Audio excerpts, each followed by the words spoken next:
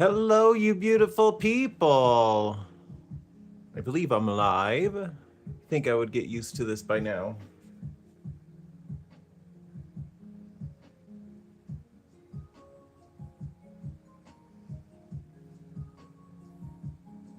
But I am not used to it. All right. I'm going to try getting Kenny done again today. Let's see if I could do this.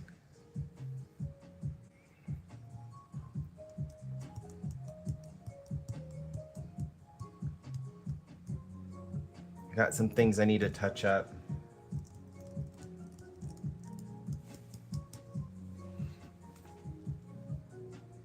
Let's see.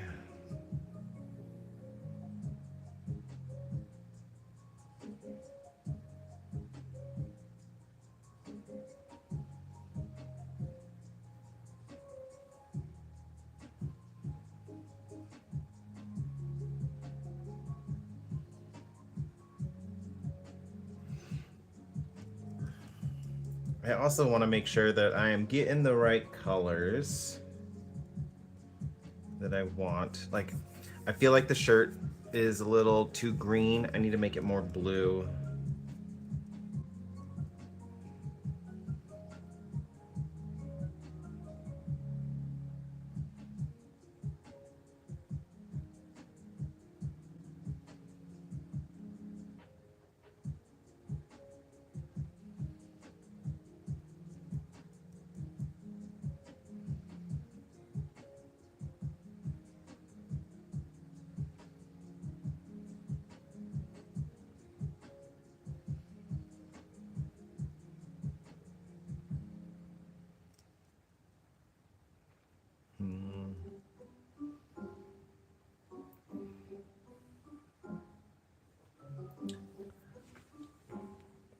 I'm debating if I want to like work on the pose or work on Kenny's face. Figure out his hairstyle. I do need to touch up some things. His face is a little bit more pointed. Like he's got a little bit more of a defined jaw. I need to have it come out right here.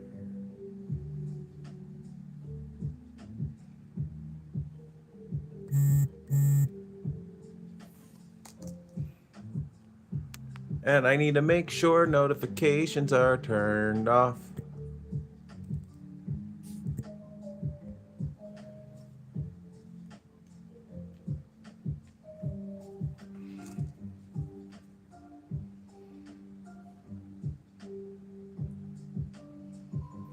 It's kind of struggling a little bit because I had a reference for the pose, but when my phone died and I had to get a new one, I lost my reference image.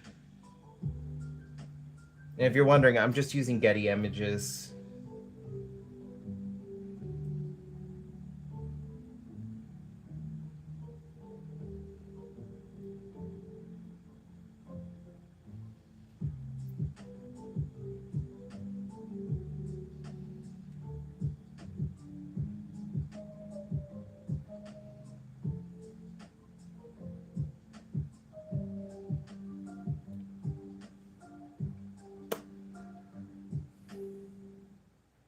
The issue is now all the references are of adults and I need more childlike proportions.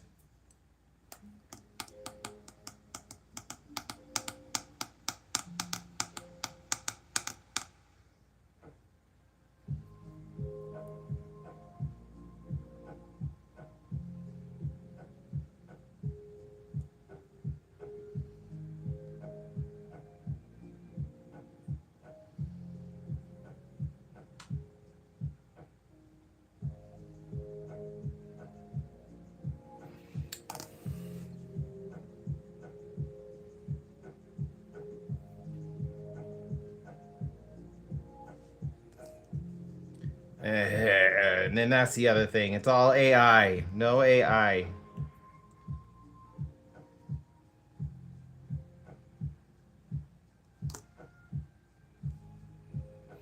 I hate that all the references are AI.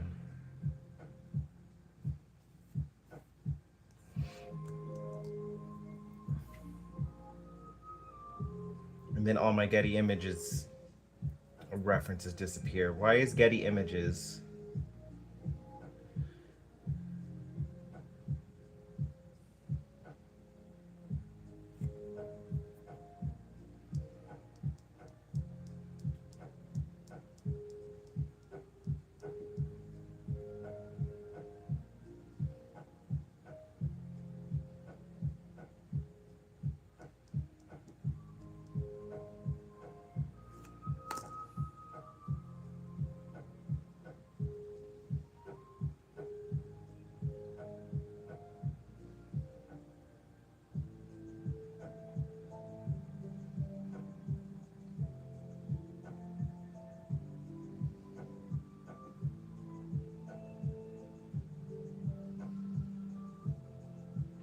I'm sorry, this part is not terribly exciting.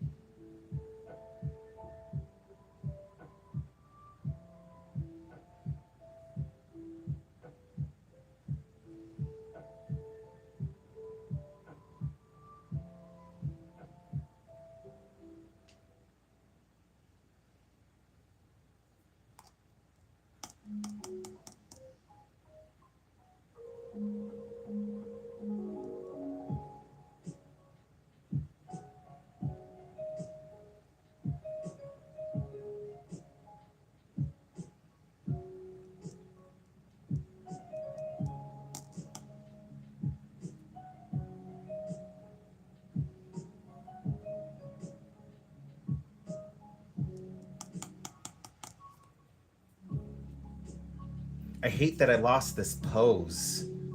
Because there's things I want to change about it and I can't find the pose again.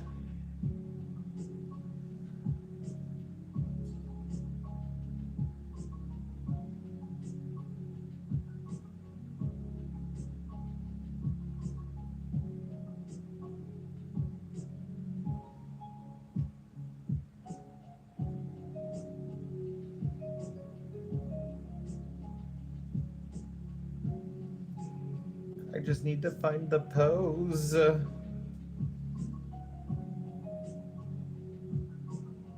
don't even remember what I searched when I looked it up the last time.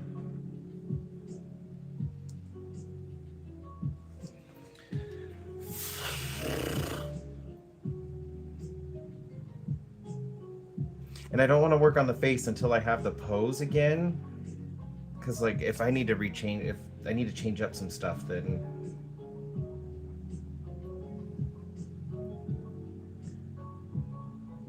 I want to be able to change it.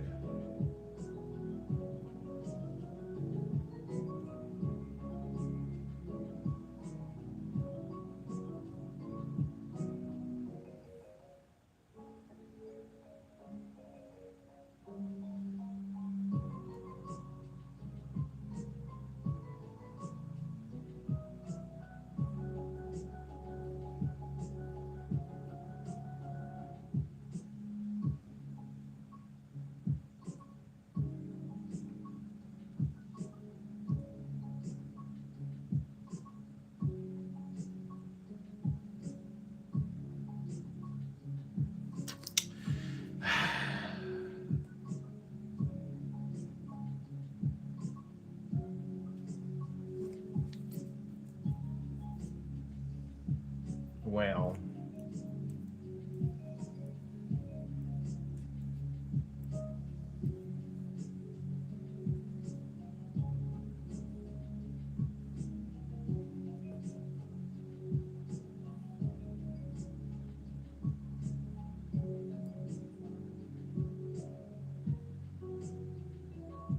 I don't really know what to do in this situation.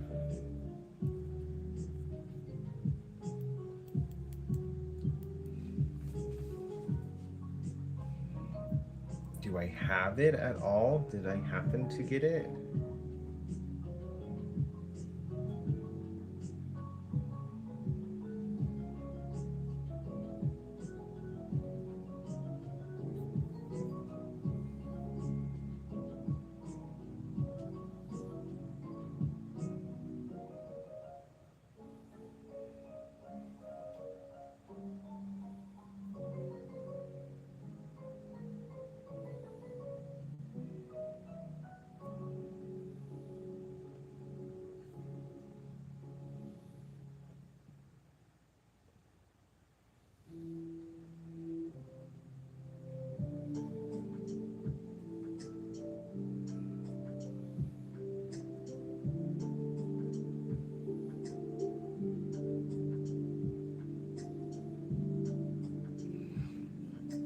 Well, I found something close. Okay, let's work with this. Let's work with this. Let's just get the painting. No more delays. It's similar. It's not the exact same pose, but I should be able to work with this.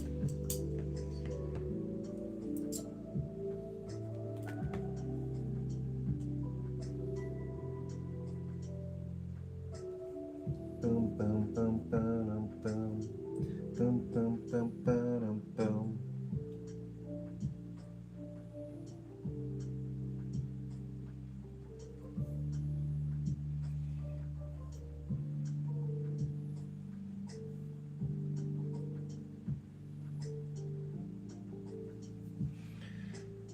All right, so first off, I do think I should have brought his arm a little bit for. I say like this is the exact same pose. It's not. It's similar.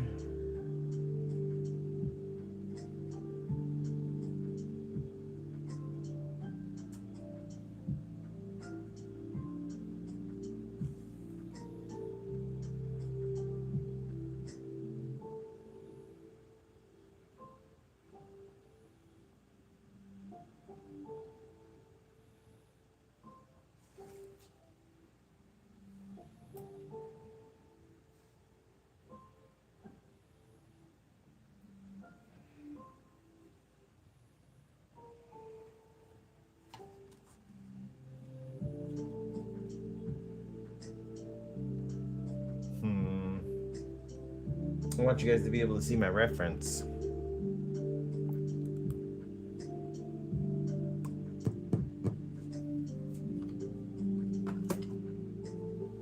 Haha.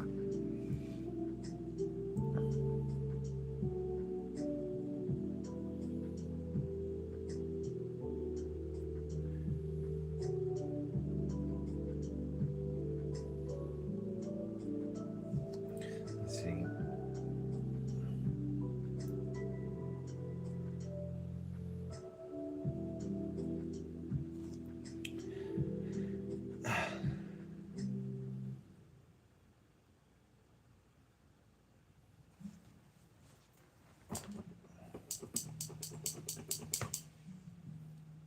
I'm gonna need to like change up some stuff because it's gonna throw me off now that this isn't the exact same reference. So proportions are a little bit different.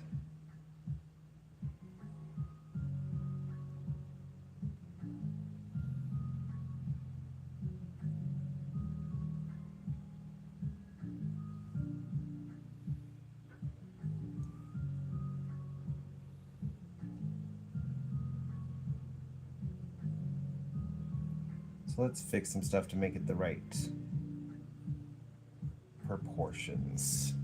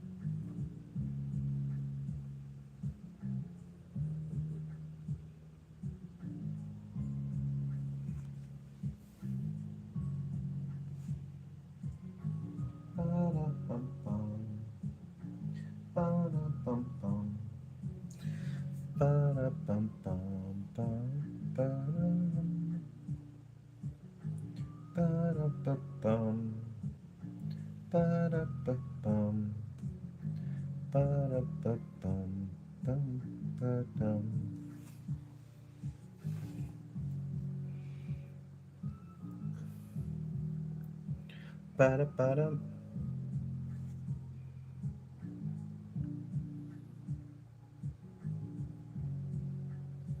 Ba-da-ba-dum. Ba-da-ba-da.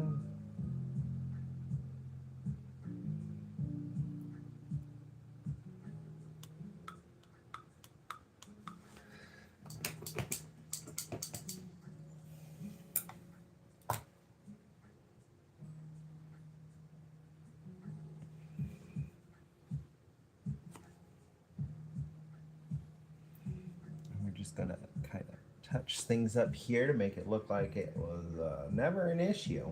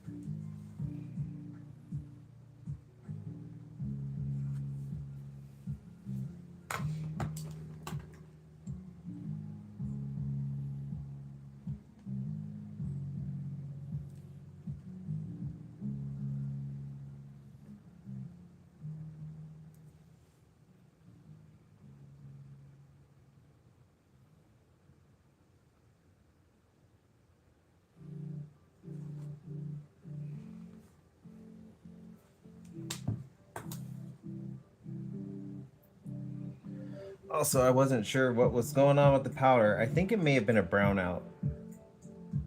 Just like it flickered and then went out. And it delayed me. You guys were wondering. I had to wait for the router to come back online and make sure it wasn't going to go back out on me again. Okay. Let's see. About half my finger. About half my finger.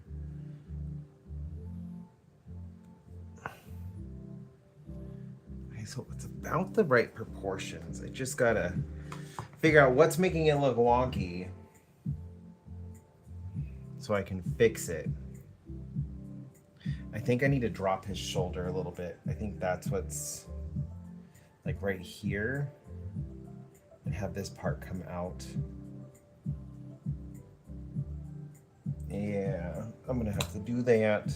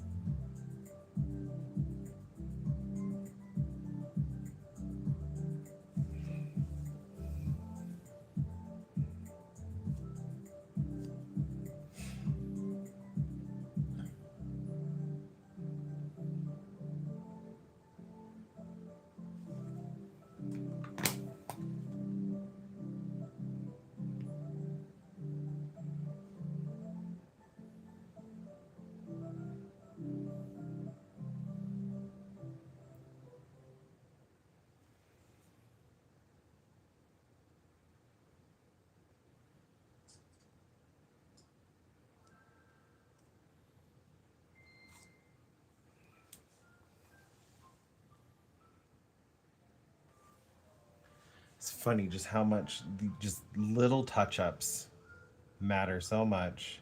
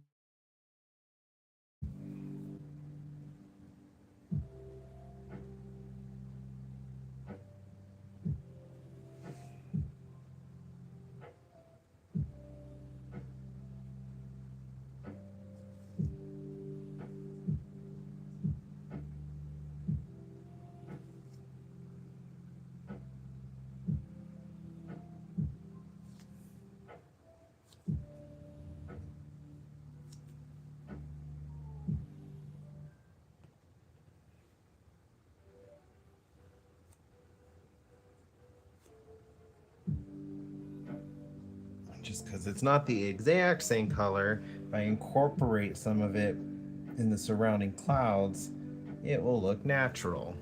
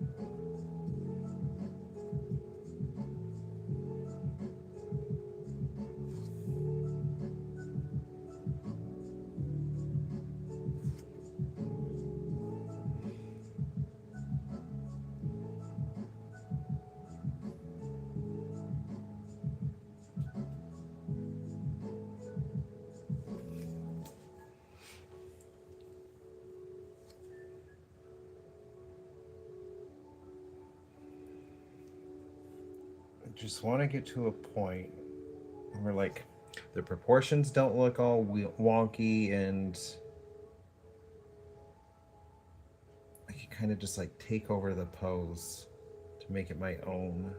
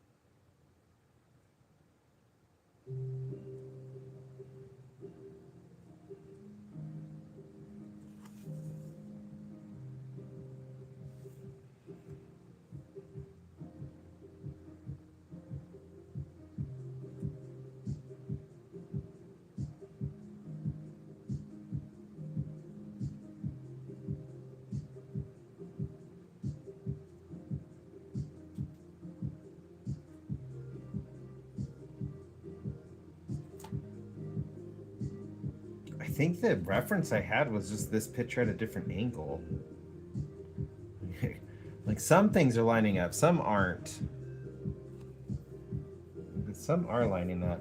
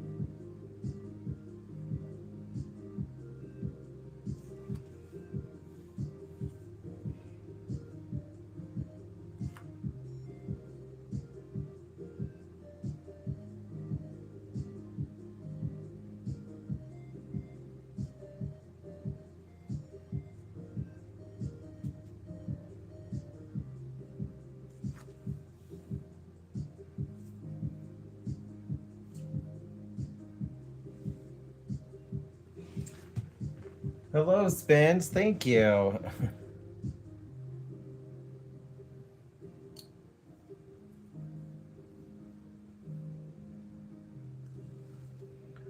I definitely feel like the detail work is my style.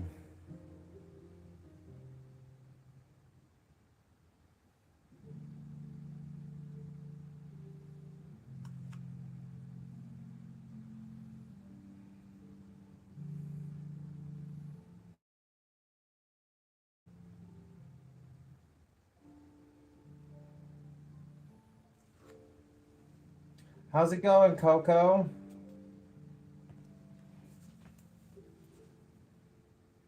I appreciate it. Thank you.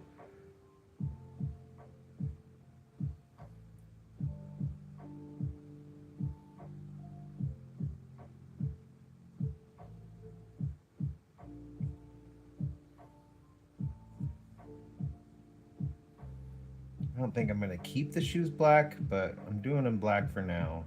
I might keep them black.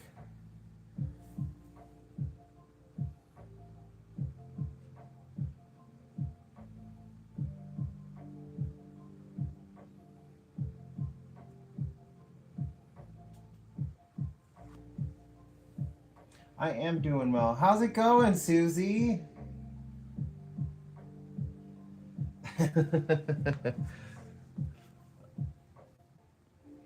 I've been working on this one for a while. I appreciate you stopping in. I know it's super late for you.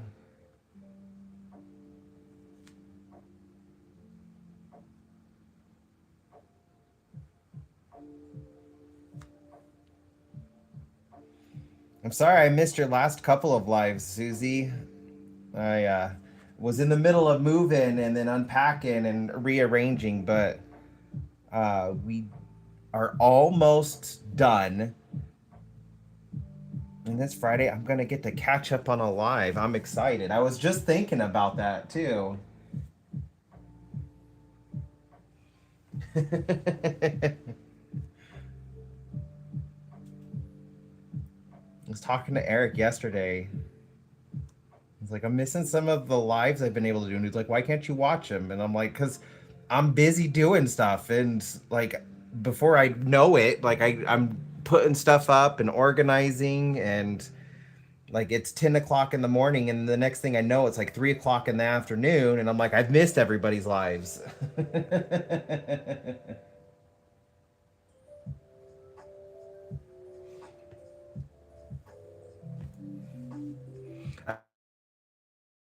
I've been trying to do this, but schedule doesn't always work out for me because right now it's almost 3 o'clock in the afternoon for me.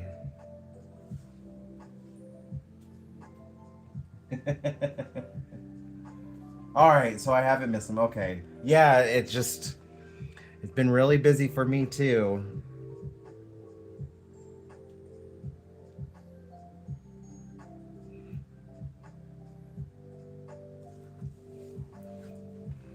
Yeah, I don't think I'm gonna keep his shoes black. I'm gonna have to do something else. But I like that I got the silhouette of the shoes down.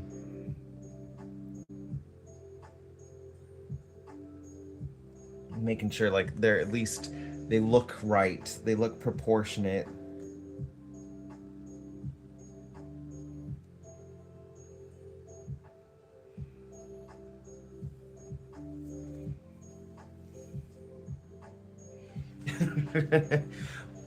The funny thing is I had did it. I don't know if I've talked about this in my lives before, but I actually did a paper in college on why, as adults, it feels like time goes faster for us, and it's all comparison.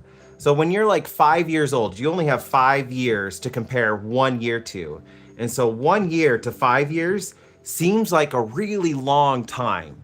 So that's why, like, when you're a child, it seems like time is going by so slow because you don't have much comparison for lengths of time to each other. So, like, 1 year to 5 years, that's a fifth of your life. So it does feel like it takes forever. But then by the time you're like 40, 1 year to 40 years is like nothing. And so that one single year doesn't seem like that much compared to that 40. And so because of the way our brains work with the comparison, it just feels like it's going by so much faster. Time doesn't actually speed up. It's just that comparison. Your brain is going like, oh, I've already lived through like tens of thousands of days. So like one extra day to those tens of thousands of days just doesn't seem like much. I shouldn't say tens of thousands. It's probably like thousands. Well, let's see. 3 years is like almost 1,000. Yeah, 1,000 days over. So yeah, like tens of thousands of days.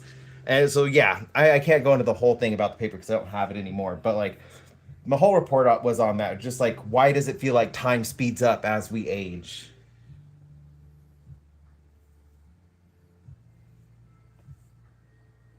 Yeah, I was super fascinated with it. I was just like, this is a fun topic. It was in my philosophy class. I kind of miss it. That was one of my favorite classes was philosophy. Yeah, it is kind of scary because you can't like that's one part of your brain you just can't turn off. And so it just will always feel like time is getting faster and faster and faster. Even though it's not, it's just the way that our brains work.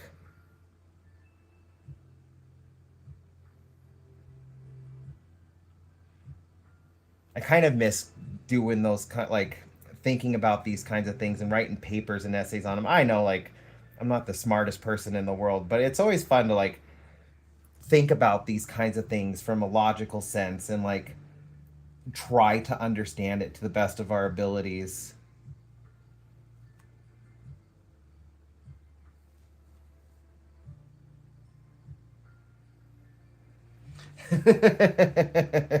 I'm not a big fan of it either, Susie. I do wish like time could like feel like it is slow like just I don't know, like when I was maybe preteen, 13, 14 years old, I feel like that was like just the perfect span. Like there were moments where it felt like the day was dragging on, but then there were moments where like it felt like things were going by kind of fast. And so I feel like that was like the perfect block of time in my life was just like when I was 13 or 14 years old. It was like the perfect length. it wasn't too slow like when I was a kid, where it felt like when I was waiting for my birthday or Christmas and it just took forever.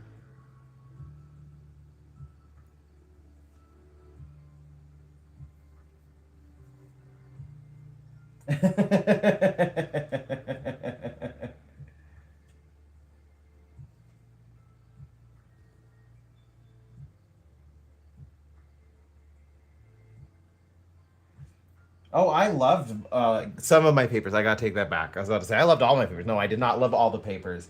I loved some of the papers because that was like researching and seeing what other people thought and getting different points of view for the subject matters. Like especially when it came to philosophy, I loved that. It opened up my mind a lot more and just kind of helped me get out of my own little bubble. But then there were some papers I really just I did not have fun researching, especially like my American literature class. There was a lot of books in that we had to read that I did not like them. I couldn't get into them, but I had to read them, and then I had to write reports on them, and it was just so hard because like it was a subject I was not interested in, and so that was torture for me, like trying to get through that. But then like my philosophy class, um, creative writing, I really enjoyed my creative writing class because that was stuff I enjoyed. Okay, citations I did not like. Yeah, it was like Chicago style citations is what we had to do, and it just I don't even know if I could do that anymore. The bibliography, and we had to make sure that the bibliography was titled bibliography at the end of all of our essays. Otherwise, most of my professors would take it as like, "Oh, you didn't cite any sources," and I'm like, "I did. It's right there." Like, well, you didn't title it bibliography, so no sources cited, and that's what it counted towards on my grade, and I did not like that. Some of the professors I felt like took it a little too serious. How's it going, Zena? I am working on Kenny. I am struggling a little bit. I lost all my references, and this is like the closest I could come to what I had already placed, but I'm trying to change some things around so proportions are still correct. How's it going, Gray Cloud?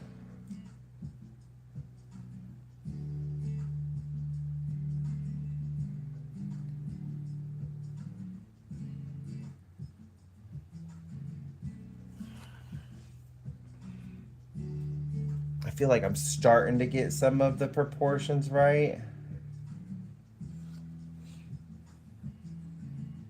No worries, Susie. I appreciate you stopping by. Never need to apologize. A minute of your presence is better than no time of your presence.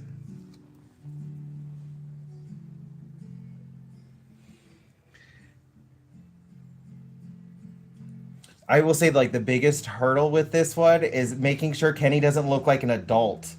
I'll like I caught myself a couple of times like last week when I was trying to work on him, giving him adult proportions. I think Kenny is the first child I've painted. No, he's not the first child. The other one though was just a back view. That was a little bit easier to like to paint. Kenny would be the second, but the first one that's like a head-on view.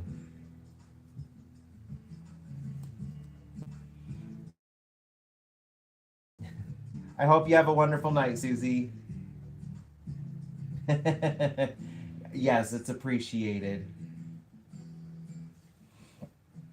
So Xena Coco, the painting is for Xena, my friend Cassie. She does live streams for gaming and everything, especially with Pokemon. She's a big Pokemon fan. If you want to watch her stuff, you can subscribe to her YouTube channel. But last year, her nephew Kenny passed away suddenly. He was very young, only 11 years old. And I am making this painting for him with some of his favorite Pokemon. And it's the idea of the painting is like a forever twilight like the perfect time for kids to go outside and play. Oh, he was 10. My bad. He was 10 years old. So like the forever twilight with his favorite Pokemon playing and just kind of capturing a happy moment of him. Like that's why the landscape looks so heavenly. I wanted to go for this heavenly looking landscape. Yeah, I'm still getting used to, like, I know you said that I could share more of the details, but my nephew, so I feel a little awkward sharing some of his personal stuff. But Kenny had a sudden asthma attack, and he was taken to the hospital. I was kind of in a chat group with Cassie when everything was going down, and her and her family, because it was just so sudden. And unfortunately, there wasn't anything the doctors could do, and he ended up saying goodbye. So that's where this memorial painting's coming in, because Cinderace was his favorite Pokemon, but Cassie said he also liked Pikachu and Jirachi.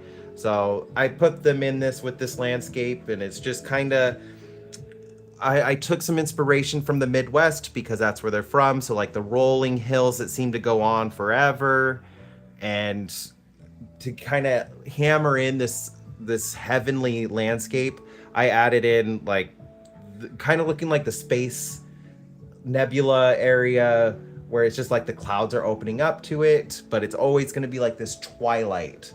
I figured it was the best way to represent like a heavenly landscape.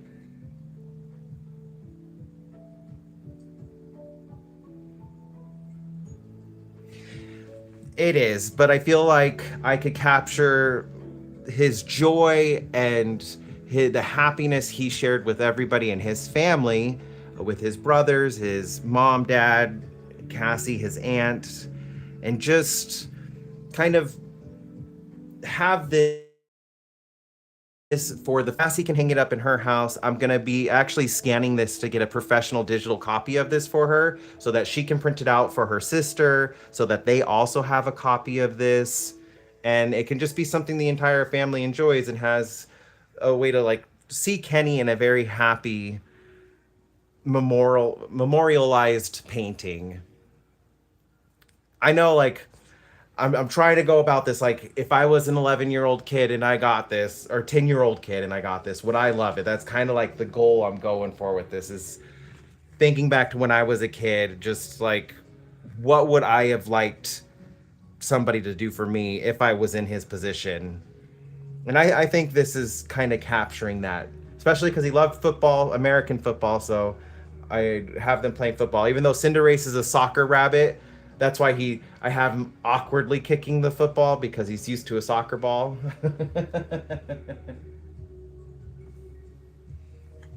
I appreciate that. Thank you. I want to get this done though, because I've been working on this for a year. It has stumped me. The art block has been real with this painting. Like I felt there's been times where I just haven't felt like I'm in the right mindset to work on a painting like this.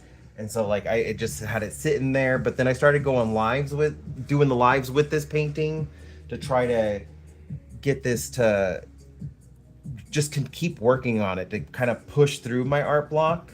Last week it hit me a little hard because I hadn't painted for like 2-3 weeks with the move, but now I'm getting back in my rhythm. I painted on Sunday a different painting just to kind of get back in the swing of things, and I feel like I'm getting there again. But people are difficult for me. I am not used to drawing people, or well, painting people, so it's getting there. Oh, he got a scratch. I'm not going to put the scratch on this one, Cass. I like this one, though, because it kind of is a very similar pose to how I had already had his. So, like, I can kind of get his kind of puffy baby cheeks. And he had a little bit of a pointy chin. I want to make sure I capture these kinds of details with him. Because if anybody's going to notice it doesn't look like him, it's going to be you and the family. And I got to make sure it looks just like him.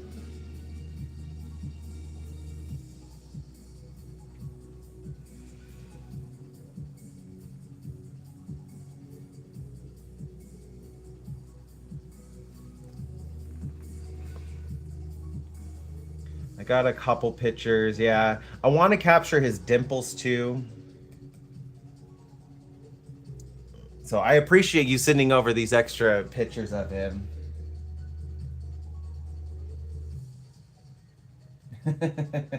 Not every injury is a bad injury. I got hurt loads of times doing things that I loved and had fun with. My niece does the same thing. She gets injured in some really funky ways, but they're always like they're happy memories.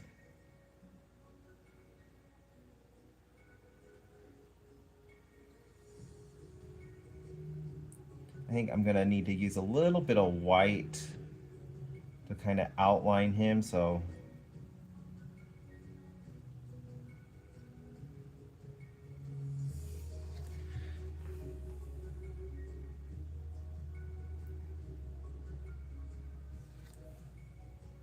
I can see it a little bit better.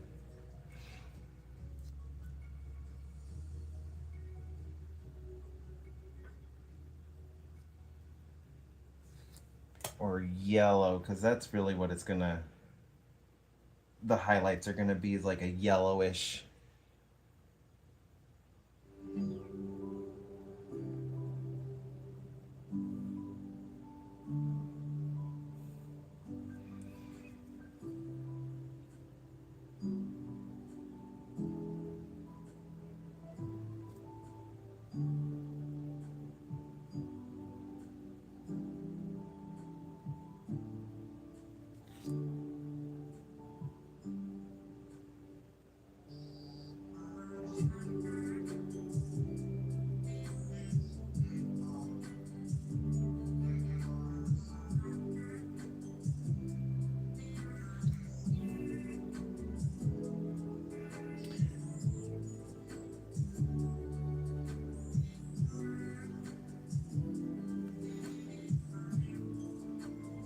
I appreciate you stopping by, Cass. You kind of help foster the inspiration I need when I'm struggling. I don't know if you were here for like the first 30 minutes. I was just kind of like stuck again, and I was trying to push through it. Now that you're here, I kind of feel like I'm getting through it again and getting into a rhythm.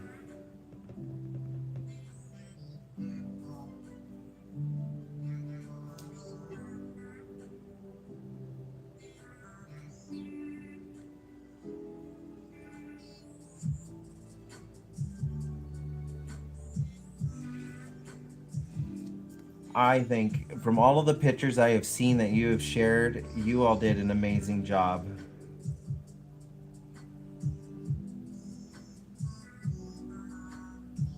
I know his time with us was not long enough, but I know that the time that he had was special. I could tell in the pictures he was very loved, very happy.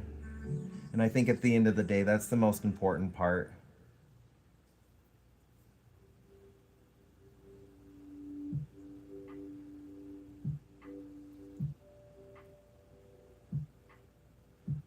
I'm definitely going to have to extend his head out a little bit.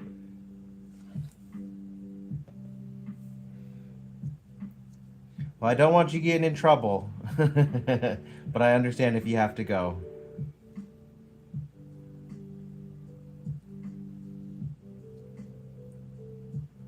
Kind of just marking out some things so I know where to place features. Oh, that makes it much easier.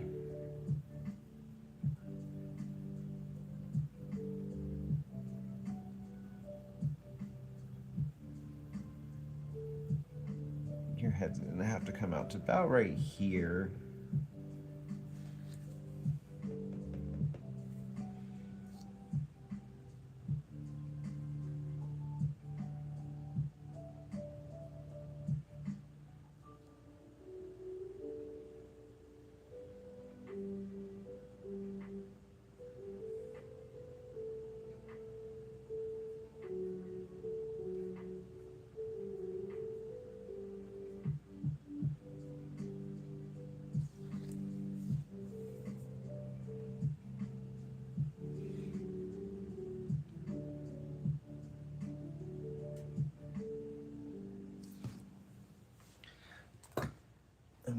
do some more white. As it's drying, I'm losing my, I think I'm going to have to make him glow. I'm going to have to put some kind of like glow around him so he stands out. My issue is his arm and his head are blending into the background, and I need to make sure like he is standing out a lot better than this. He's supposed to be the focal point, so I can't have him blending into the background. He needs to stand out.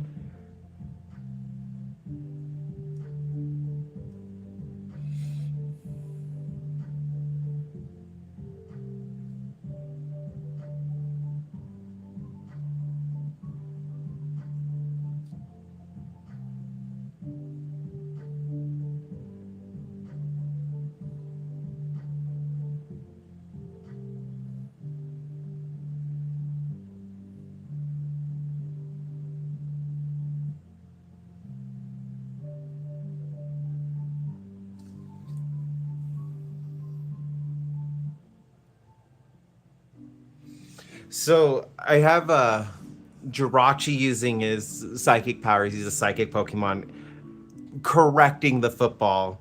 So like the story is that Cinderace kicked it way off base, but Jirachi was there to save the day and kind of like catch it and bring it back onto course so that Kenny could get it.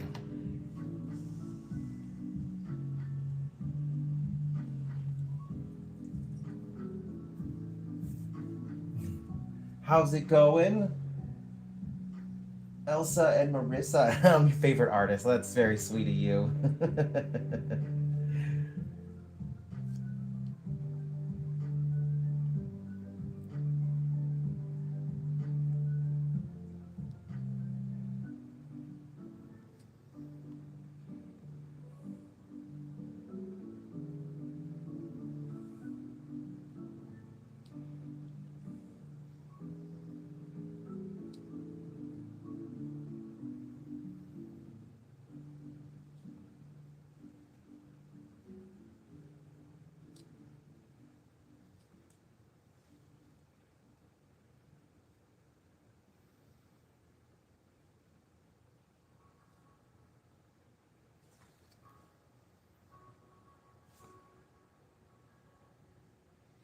No worries, Coco. I appreciate you stopping by. Thank you.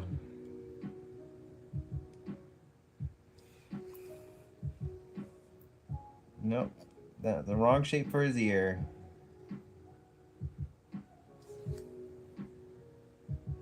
I am doing good, Marissa. Or Elsa, I'm sorry. I am doing good.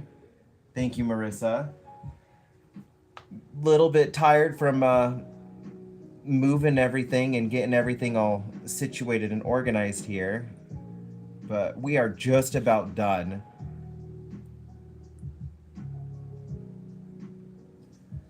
I mean, out of the moving process, we're in my favorite part because decorating and organizing, that's my favorite part of the move. It's just the actual moving I don't like, but it's still exhausting.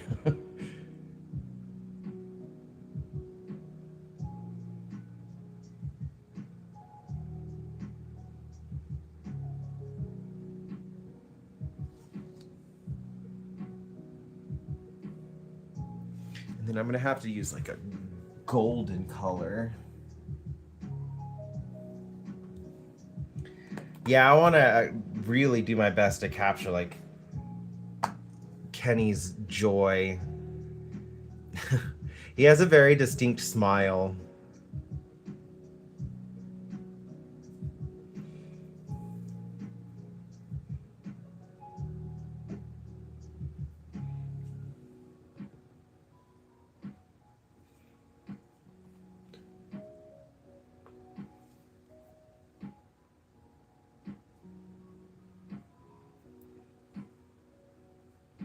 I need to figure out turning his head, how this style will look.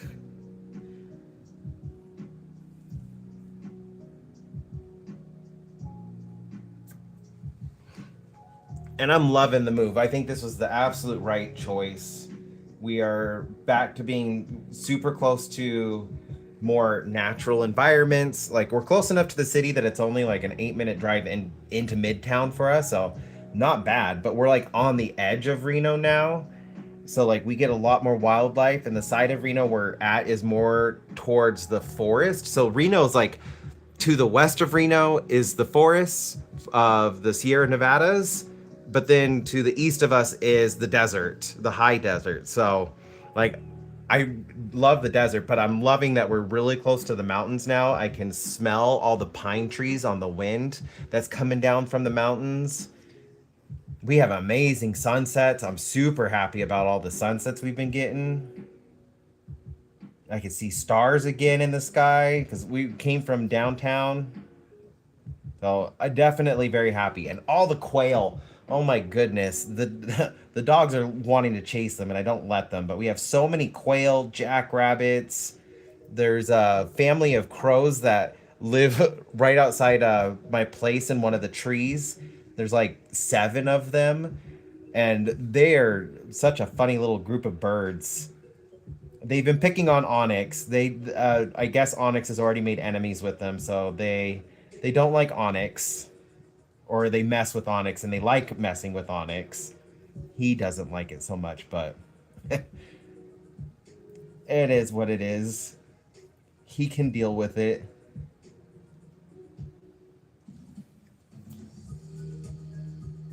Hot. The dogs are a little upset because before I went live, I couldn't take them on like a really long walk because the really long walk requires crossing over like the parking lot, which is asphalt, and it's 91 degrees here today. So that asphalt is really hot and I'm not going to burn their little feet. So they weren't very happy about that, but like I wish I could make them understand. Like, I'm just looking out for you guys. I don't want you burning your toes.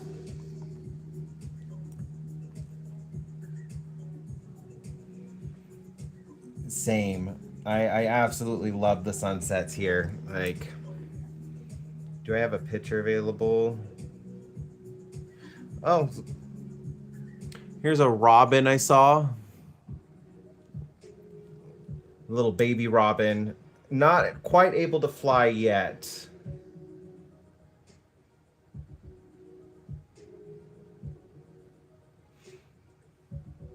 Oh, the crows.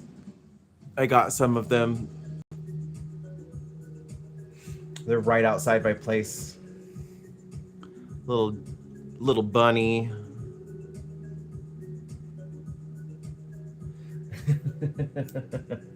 Exactly. They just don't seem to understand.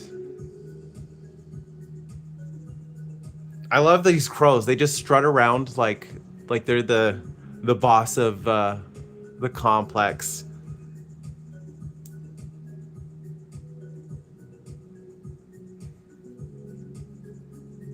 Yeah, here's a sunset I got the other day. I loved how like the line of the clouds just was right here. And to the west was all clear, and then you could just see the clouds that were moving up over the mountains. I do think we're pretty lucky here. Like, this was just so pretty while we were walking the dogs.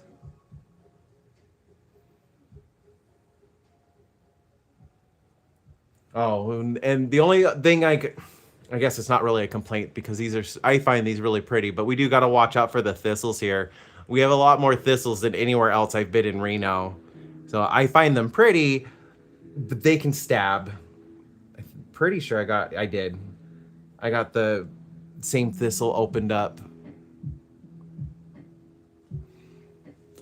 And the dogs, of course, they want to go all over these plants, and I'm just like, you guys, you're going to get stabbed. Please, please don't.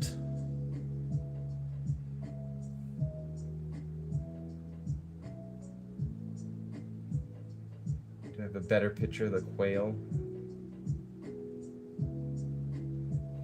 I do have a better picture of the quail. I don't know if you guys can see it kind of blending in, but he's part of a family. Oh, where'd you go? He's part of a family I've been watching. I have a whole bunch of little babies.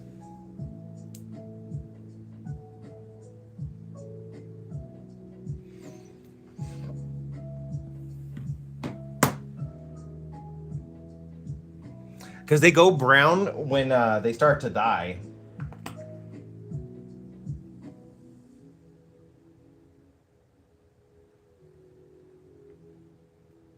And I think that's what like, and that's when their thorns are like the most stabby, is when they're dying or the plants have dried up. But when the flowers first bloom, like, yeah, they're purple. And I find them really pretty. Pretty to look at, not to touch. They're not a fun flower to touch.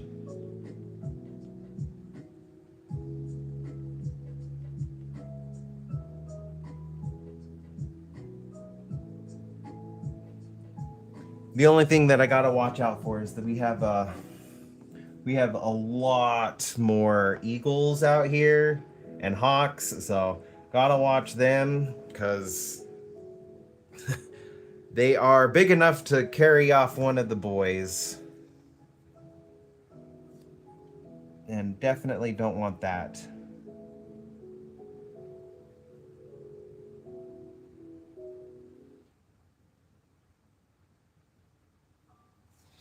So we gotta watch them, make sure they are safe and protected.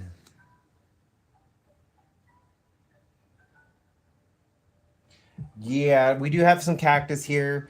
None in the complex, but if I were to go like out on a hike, there's some cactus that I have to be cognizant of, so I don't accidentally walk the boys into like a cactus or something.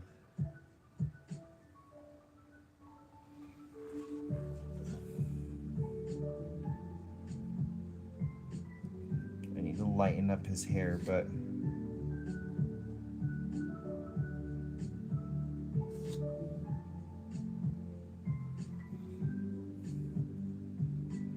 then the other thing is like we're pretty close to the river, so I can take the dogs out to the river.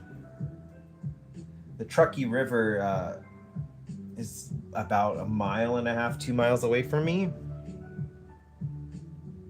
You know, I can take the dogs down there and walk along the river. I just gotta wait for the cottonwoods to finish whatever they're doing right now, because their pollen is throwing my allergies all out of whack.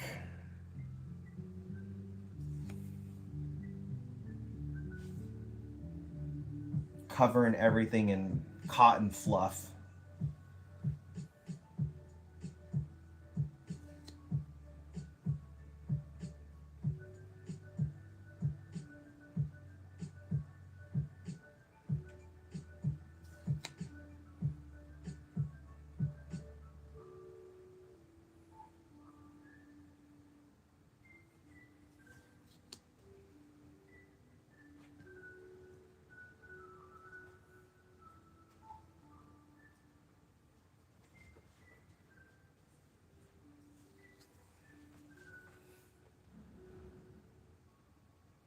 I gotta make sure I get some of his freckles.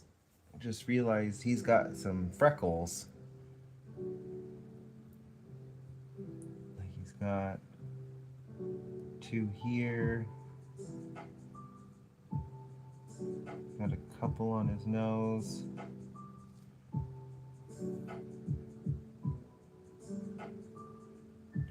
Couple on his cheeks.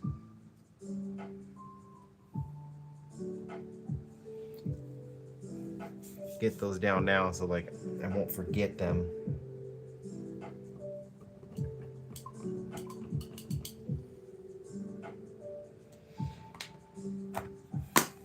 I need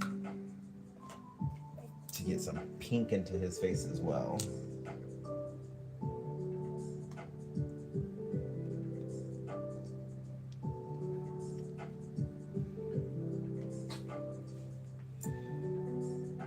I will say, like, the other reason I think this move has been good for me is I've been losing some weight.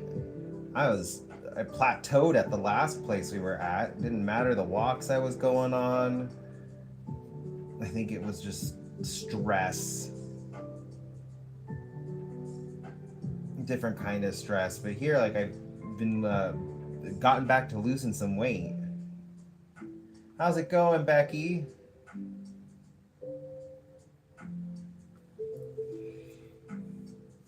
Hoping I can continue that trend.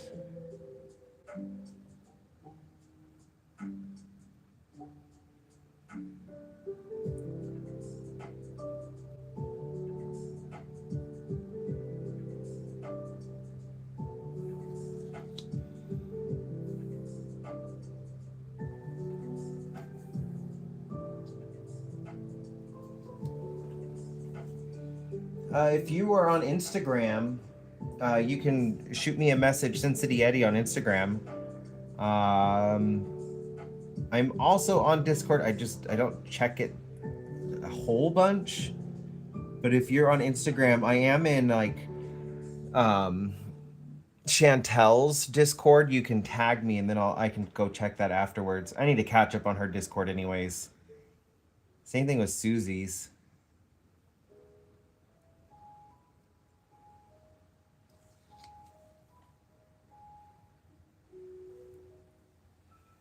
I am doing good, Becky.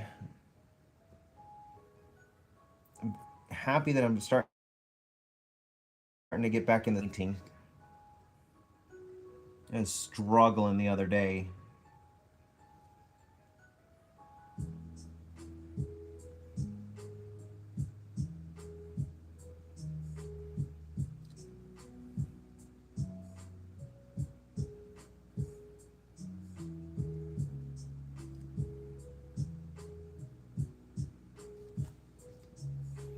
I'm gonna have to lighten his hair a whole bunch. I'm starting to see facial features though, so.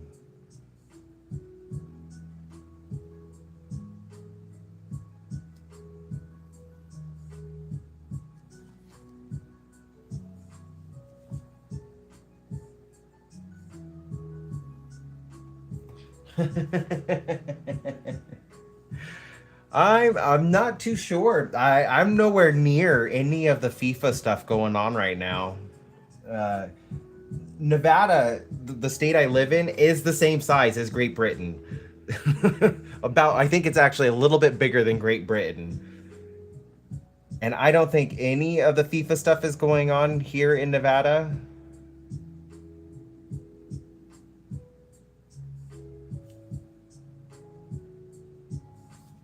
Oh, yes. My favorite thing about the West Coast, like out of everywhere I've been in the world, I do think the West Coast of the United States has some of the prettiest sunsets. Whether you're in Washington, Oregon, California, Nevada, even Idaho has some really pretty sunsets. It's just the combination of the mountains and the ocean. It's just, they create some spectacular sunsets. So I absolutely do agree with you there, Elsa.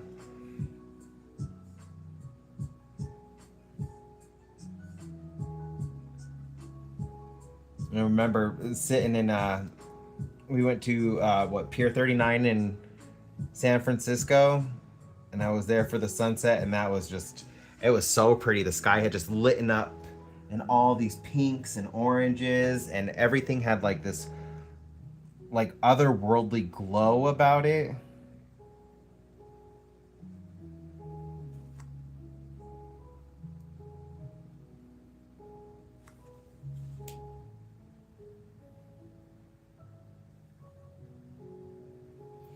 Las Vegas was one of those places too. I loved the sunsets in Las Vegas.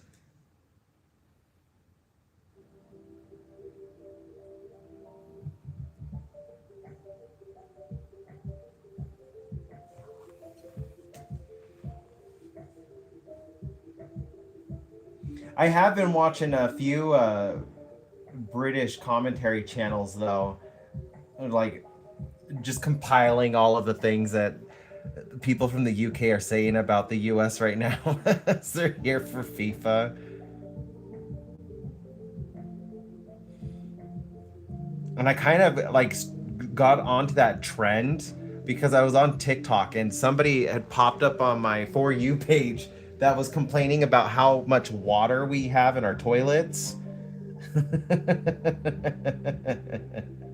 And I was like, wait a minute, why are you guys complaining about how much water we have in our toilets? It didn't make any sense to me. And so then, like, I kind of started looking more into it. Then the commentary channel started getting recommended to me, and I'm like, you know what? I guess I'll watch some of these.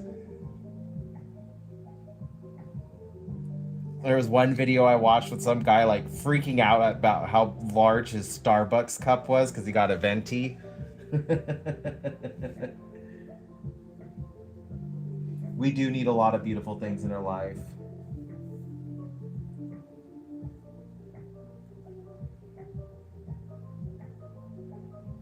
Oh yeah, there's gaps in our toilets, and I guess like the stall doors for the toilets like are too high above the ground. I those are things like I just never noticed. I don't know why they're so different, but like somebody was comparing how tall our stall doors are compared to the ones in like Britain, and you could just see someone's feet in Britain, but here like you can see like their shins, and in some cases like almost their knees.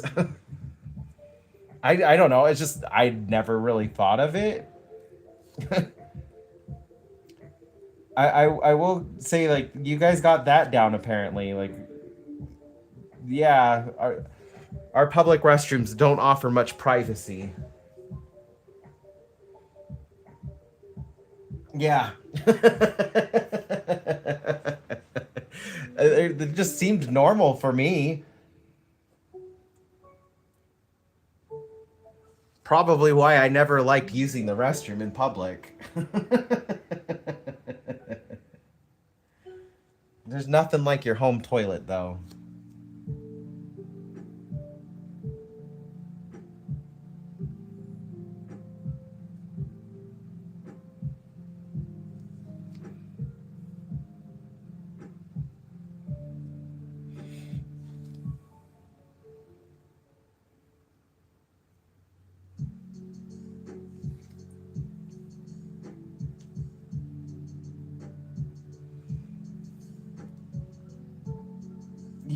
Yeah, I can absolutely see it.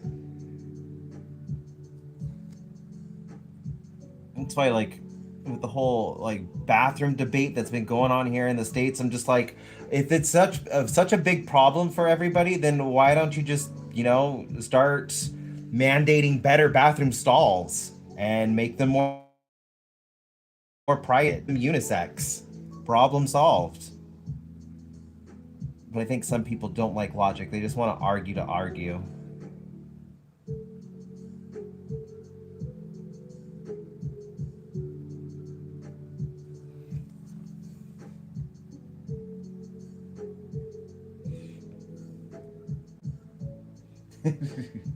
Yeah, it's just if I just need to pee, I don't care. Like I'll use a public restroom. If it's anything else, I will hold it until I get home. I'll just wait. Home toilet is the best toilet, and at least I know it's clean. Like that's the other thing. Like I've seen some TikToks about like going on about how dirty the restrooms are here in the U.S. and yeah, they're not the cleanest in the world. I wouldn't say they're the worst, but they're not the cleanest.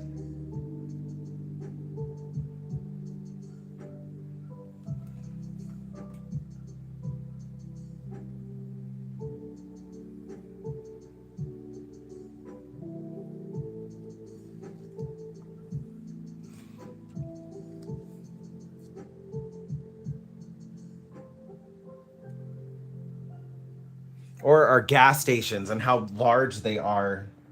That one had me cracking up. I think those were Germans though. Like I stumbled onto a German TikTok showing like them freaking out over how large some of our gas stations are, petrol stations.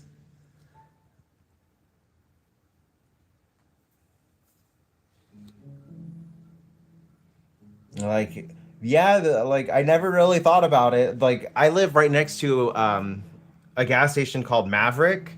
They're a national chain, and they're pretty large gas stations, but I never really thought about like, oh, they're so large. And it's because like so many gas stations here in the States, because we're so large and we rely on our cars for travel like more than anything else. Like they're also like restaurants and small grocery stores.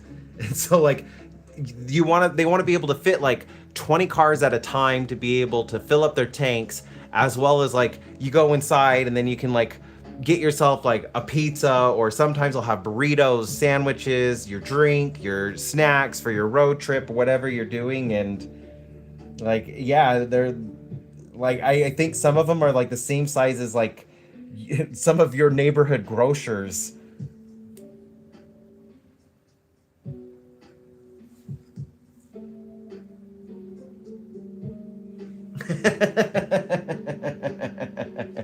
I don't normally say petrol, so that is not in my normal vocabulary. I say gas.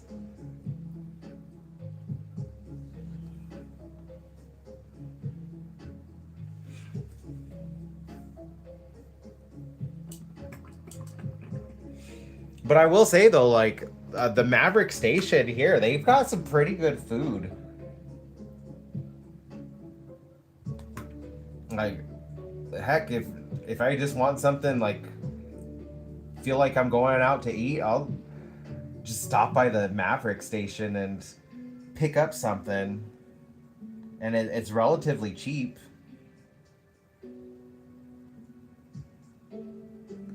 Okay, I need to start adding in some of these darker values so I can see it just a tiny bit better.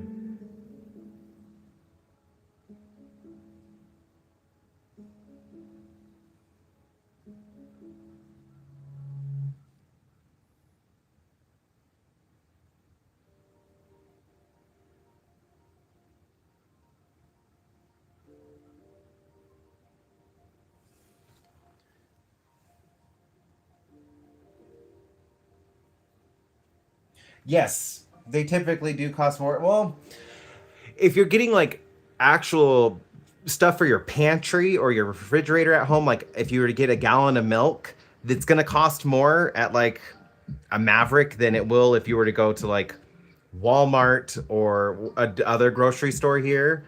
But the fast food that they have, so like if I were to get a slice of pizza, the slice of pizza is like $3, and that's going to be cheaper than if I were to go like to an actual pizza shop to get it. I think like you could get a really decent sized burrito there, like a pretty big burrito for like $4 or $5. And if I were to order it from like, I don't know, we have a Mexican restaurant here called Roberto's. If I were to order like the same size burrito from Roberto's, it'd be like $9. So like the fast food portion of it's cheaper, but the grocery portion of it is more expensive.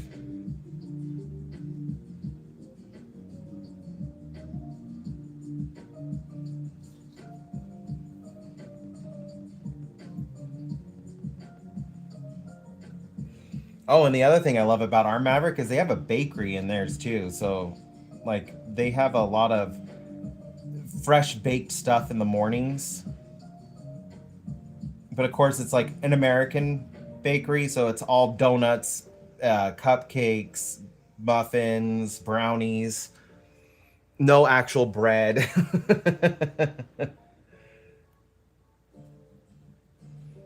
I've learned there is a big distinction between an American bakery and a European bakery. Because you'll be hard pressed to find a bakery that's outside of a grocery store here that just sells breads. It's all cakes and like confectionaries.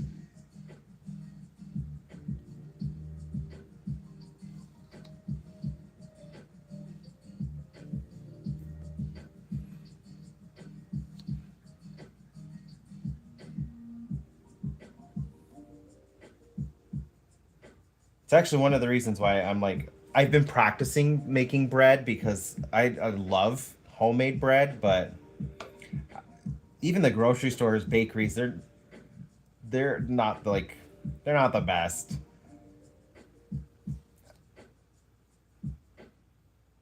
And I want good bread. So I am learning how to make my own breads.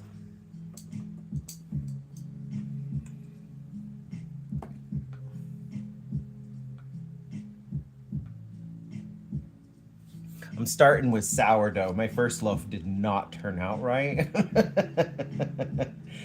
Man, like it tasted okay, but it was flat. I got your message, Elsa. I don't know if you saw the notification. I'll check it after the live.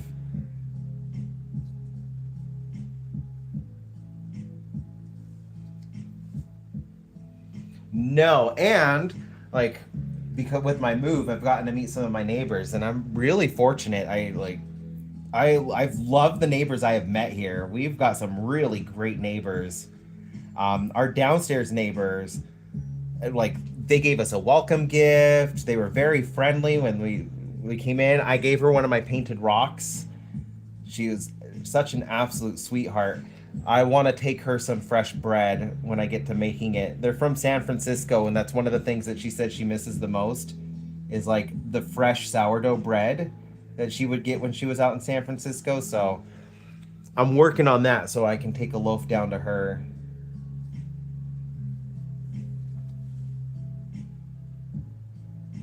No worries, Becky. I appreciate you stopping by. I had fun chatting with you.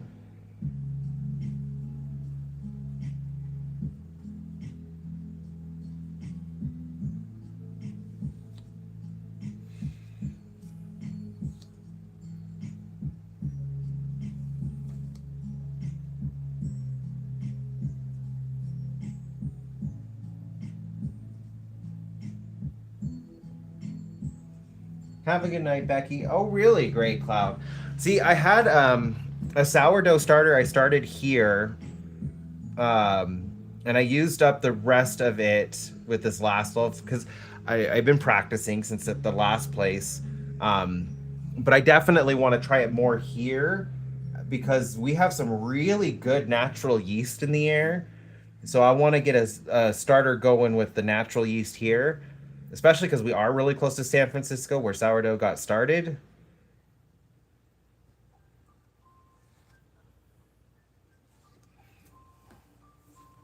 Okay, I feel like I've got some stuff mapped out on his face that I could kind of start seeing him.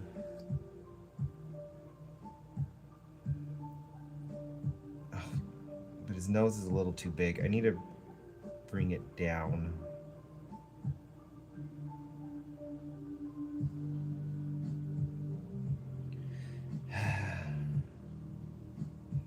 That's why I map things out, because then I notice when proportions are wrong.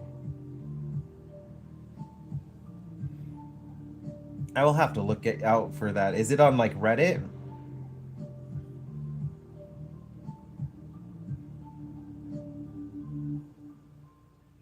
I think I made his nose too big. That's what the problem was.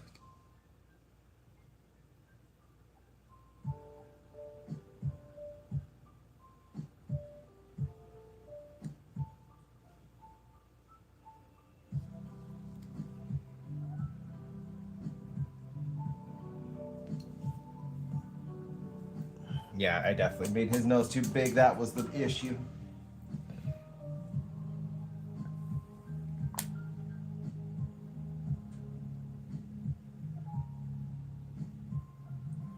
I also need to pick up something else. What was it that I needed to pick up that I used up? Cornmeal. I used up the rest of my cornmeal. That was the other thing I need to pick up for sourdough.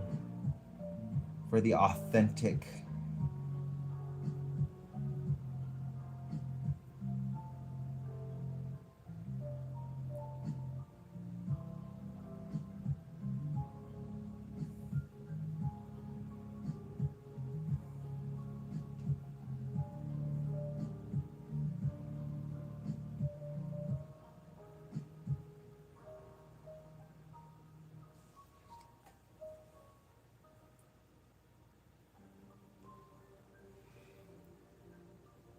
The bottom of the sourdough is actually one of my favorite parts. So I gotta make sure like I got stuff for the best part. I love the little crunch it gives.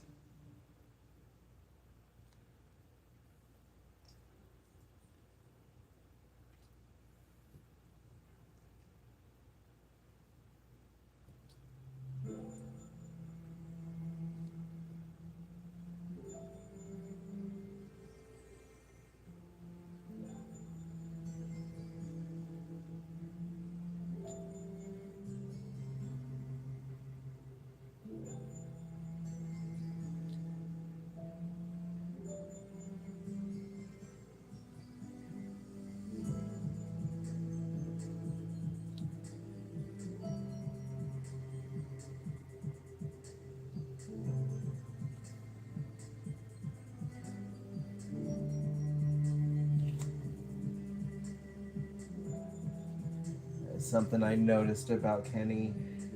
I want to make sure I get his little goofy smile.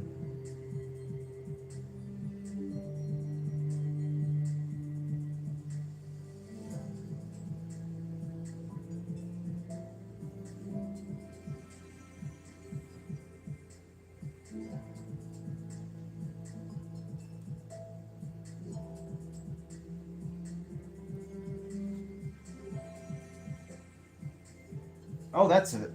I believe really close to me. I think what is it? The Truckee River Bakery. I think they have something with them. I'm gonna have to look that up because that name is familiar.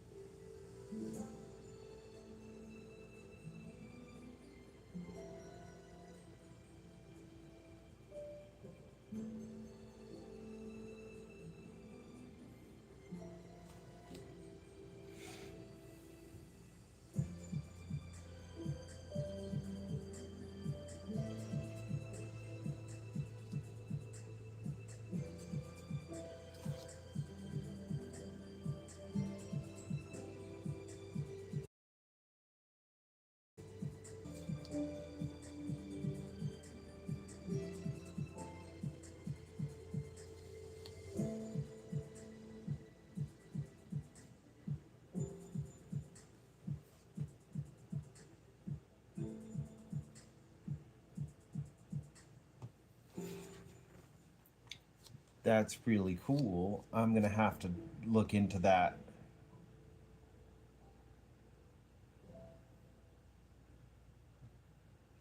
Yeah, I would like to get my own starter going, but if it will make my sourdough better, like it doesn't hurt.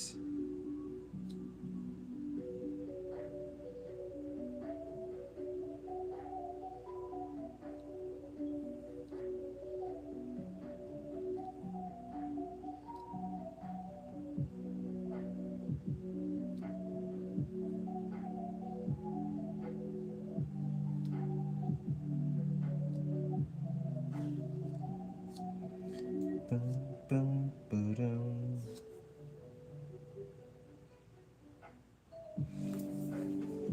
I will definitely look into it because I do think they are pretty close to me. Ba-da-boom, ba-da-dum.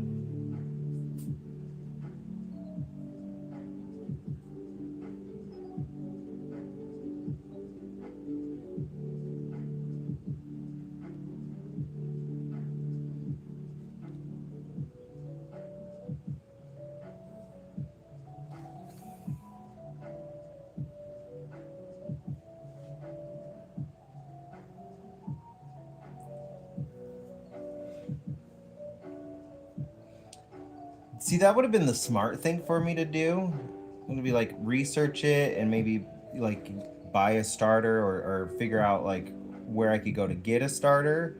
But I just tried it on my own. And then the last loaf I made, I wasn't even thinking, and I did the whole thing instead of keeping part of it separate for the starter to keep going. And after I finished baking it, that was when I realized like, oh, I I should have kept some. I should have kept my starter.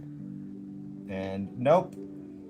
I mixed it all together, made the dough, baked it, and then remembered like, oh, I wasn't supposed to do that. So, got to start all over. And it was kind of flat. It was not a successful sourdough. I mean, it still tasted good with butter and dinner, so I can't complain. I still ate it. It was just flat. And I don't know what I did wrong because it raised up fine when I was making it, and so I thought like, oh yeah, this is going to be fine. And then when I baked it, it just stayed flat.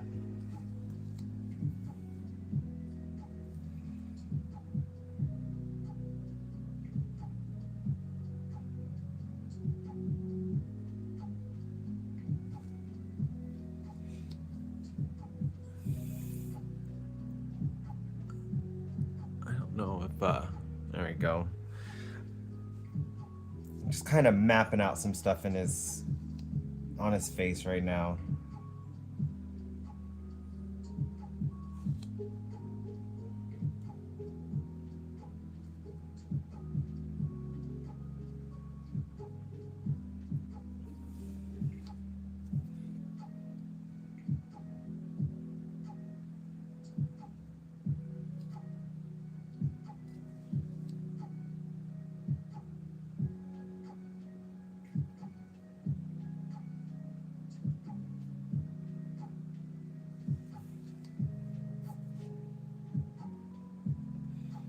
Yes. I will say though, I did get making Olive Garden's breadsticks down like packed. I can make those really easy, and all I need is like an hour before I need to bake them. Perfect for any pasta night. Kind of wanting pasta now. I should have pulled out some of the hot sausage.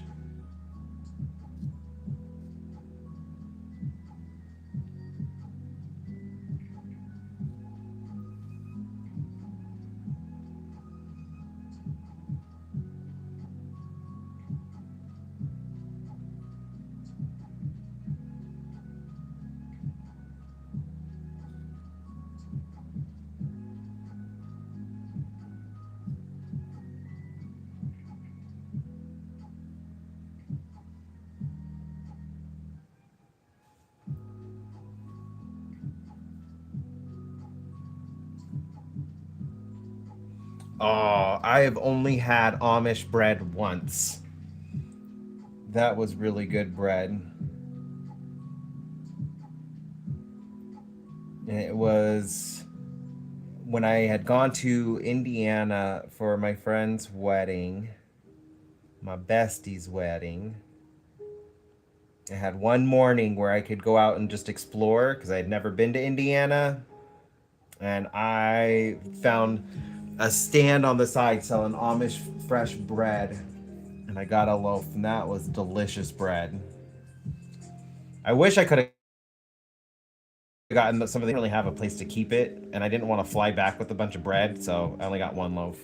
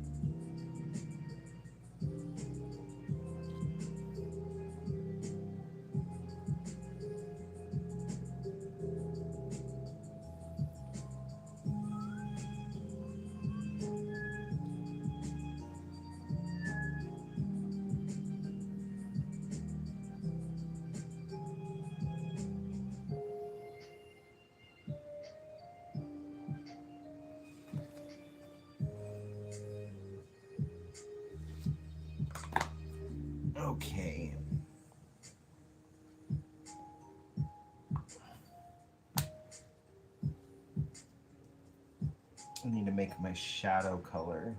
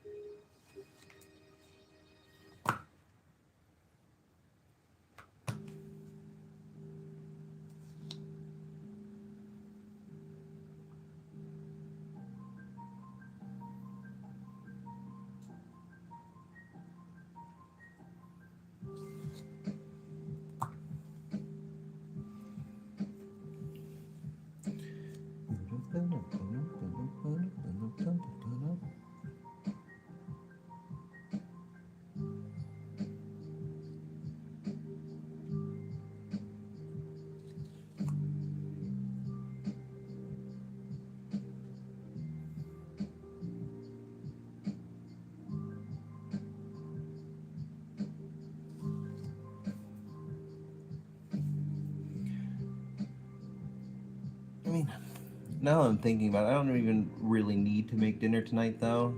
I still got enough leftovers from the last dinner I made. I did a lentil shepherd's pie, and oh my goodness, was that good. I know it's not a true shepherd's pie because I used ground beef and I added lentils and kind of strayed away from the actual recipe, but that was really good.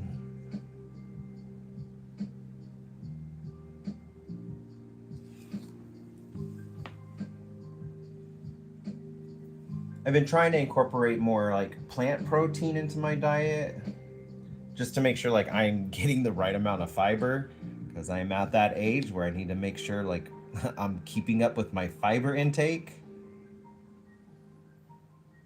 So, been eating a lot more like pinto beans, lentils, kale.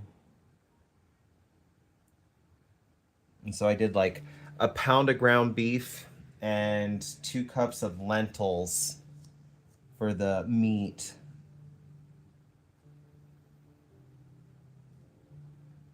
It actually came out really good.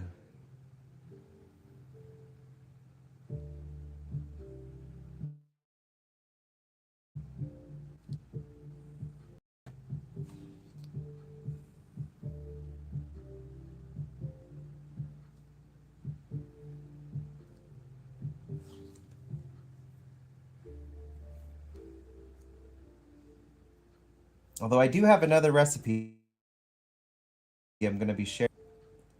My last recipe I recorded at my old place.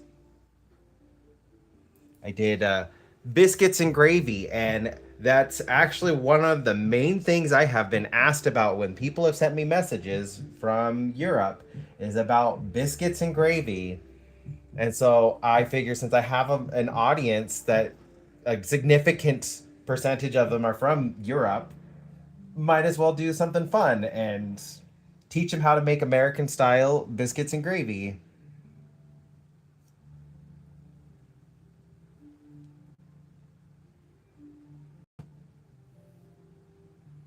Although I will say it's not just the American or the European ones. I also got asked by two from Australia about our biscuits and gravy. So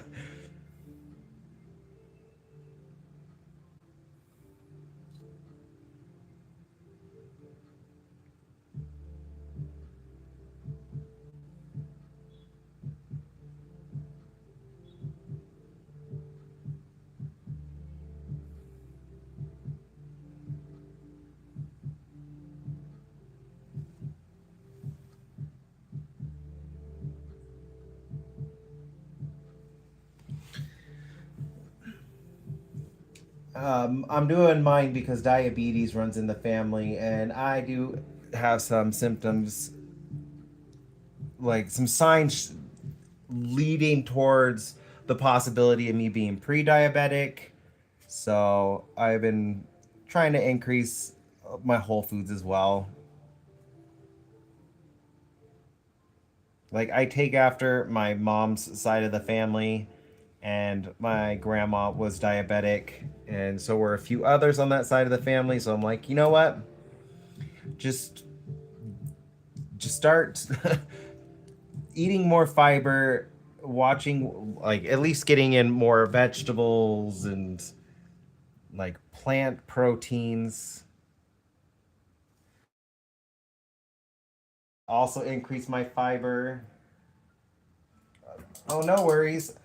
I I know he's looking a little scary right now. I'm just kind of like mapping out his shadows, and then I'm gonna do a wash over the shadows, which will tone them down so they're not as harsh.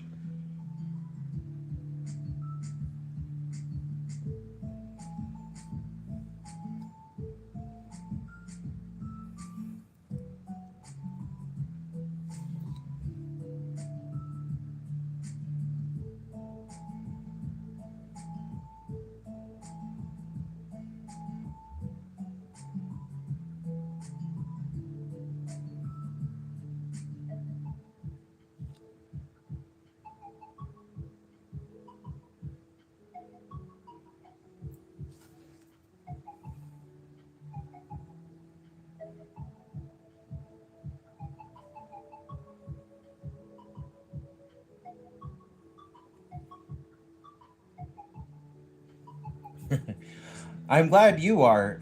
I struggle with that sometimes.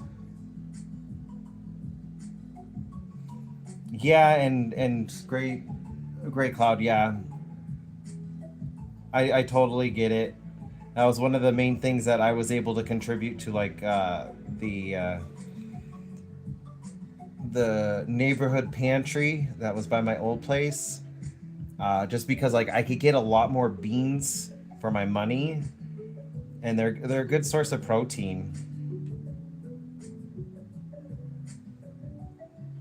I would like try to get other stuff as well. Like every once in a while, I would be able to get like some canned chicken from Costco because it was on sale. So like every once in a while, I was able to add in some like canned meats to the pantry, but like the main source of protein I was able to add into it was always bags of beans, lentils, navy, black beans, pintos.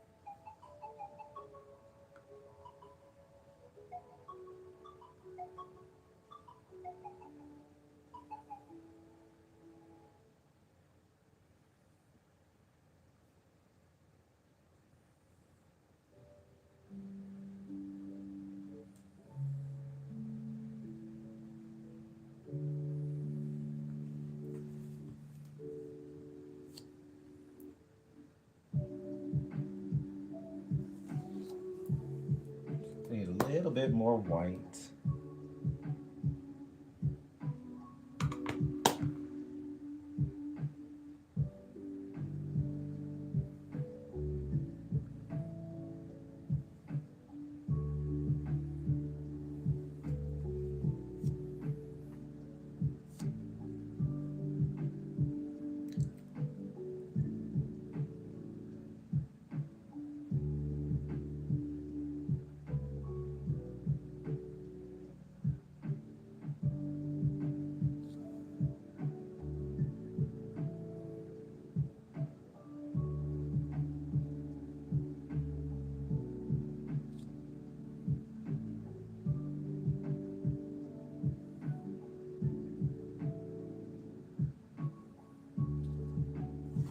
So trying to make sure I don't make his nose too big.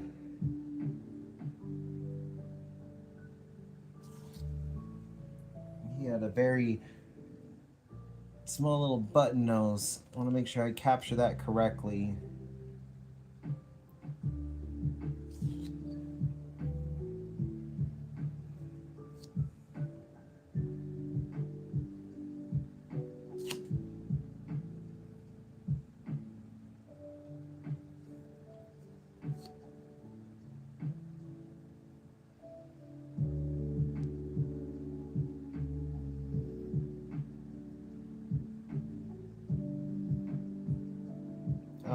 I found a...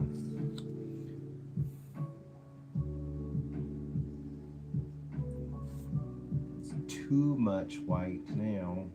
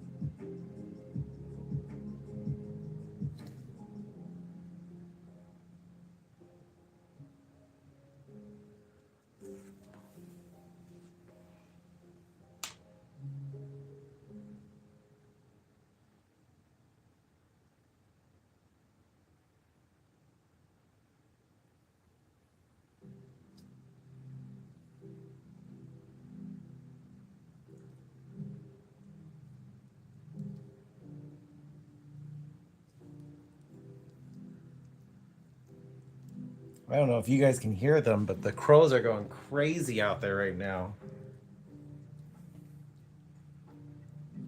I mean, loud little buggers.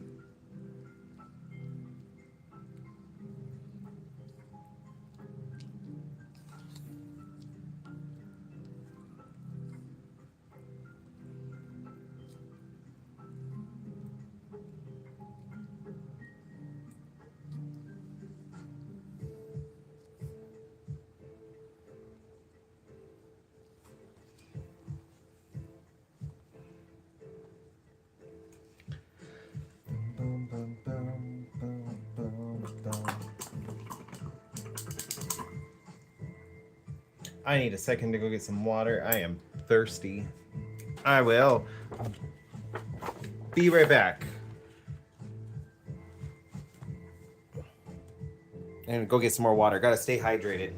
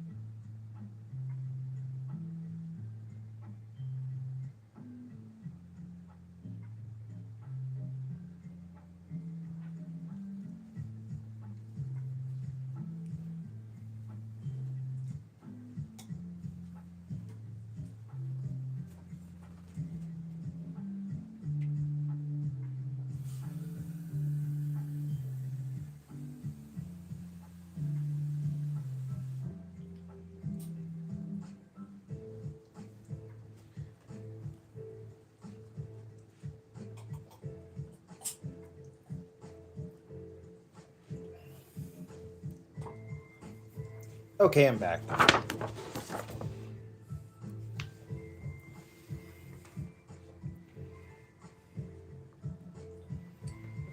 I need to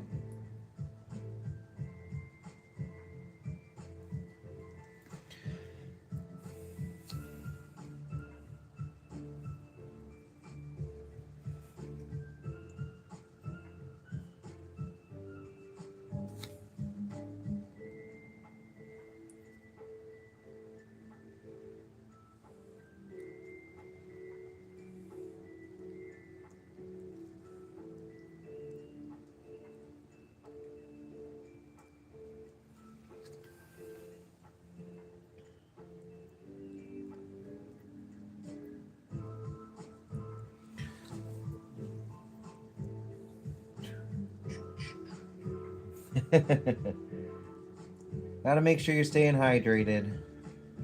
At least I have to make sure I'm staying hydrated. It is 91 today. Oh, it's 93 right now. So yeah, gotta make sure staying hydrated.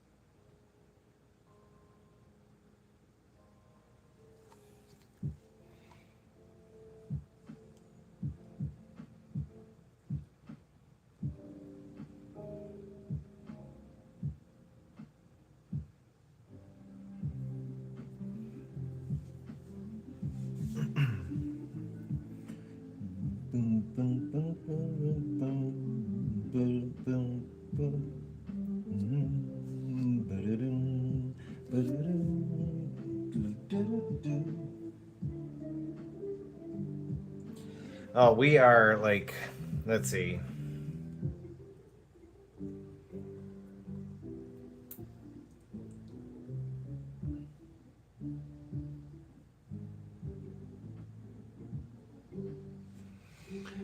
Uh, 93 feels like 93 and 1% humidity. That's our normal.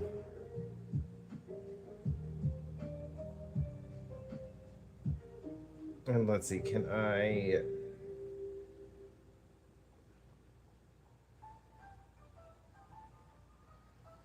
And for those that need Celsius, we are sitting at 34 and it feels like 34 with 1% humidity.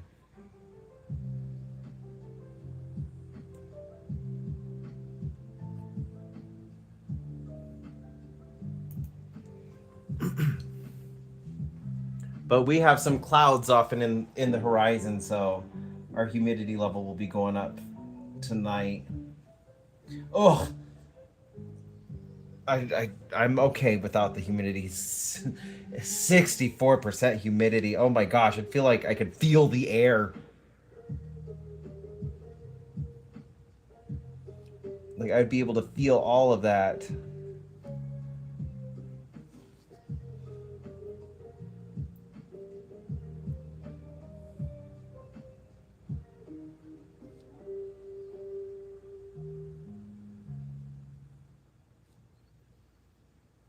You'd be able to cut it with a knife.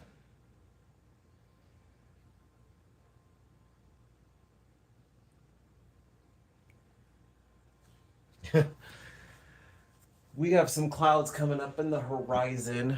Let's see. Can I show you guys? Oh, how's it going, Creek Oregon?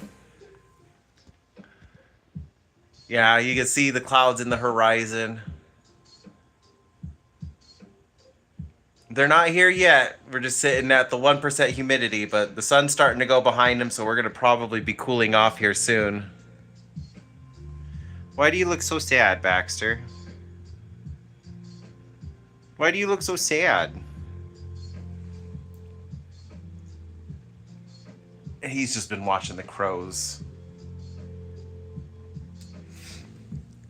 Oh no, I didn't unpin the message.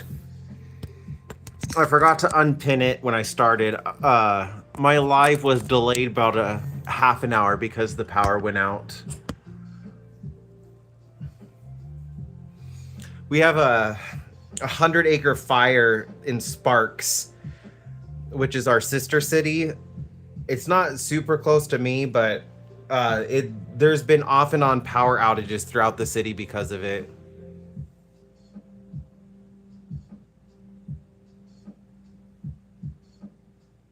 Oh, nice. Our air quality is green. We got enough away from the city. Plus, most of the wind blows to the east from us. So, like, we get all of the nice air from the mountains, and we no longer get the city air. If we were closer to the city, I think we would actually be in the yellow. But we have a lot more pollen now. I haven't played kickball in forever. By the way, I that sounds like a lot of fun.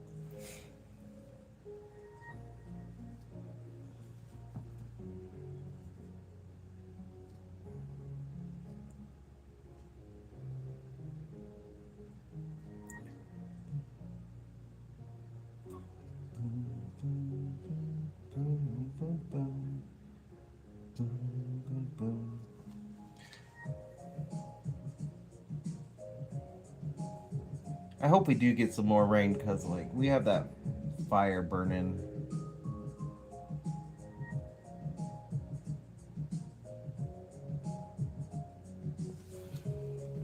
It's like there were parts of town yesterday that were without power that were like nowhere near where the fire's at.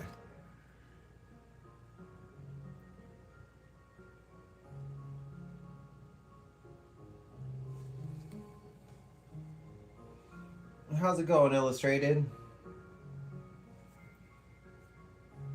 Welcome, welcome. Nice to have you in.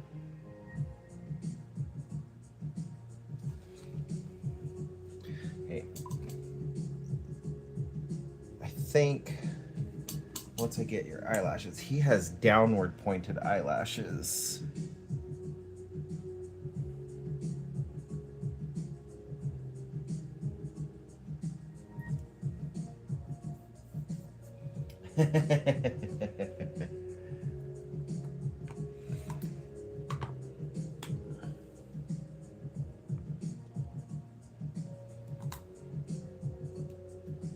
I'm wore out from all of our moving and getting stuff put away. Although, maybe I need to find an activity, like a group near me that does activities like that so I can get active again.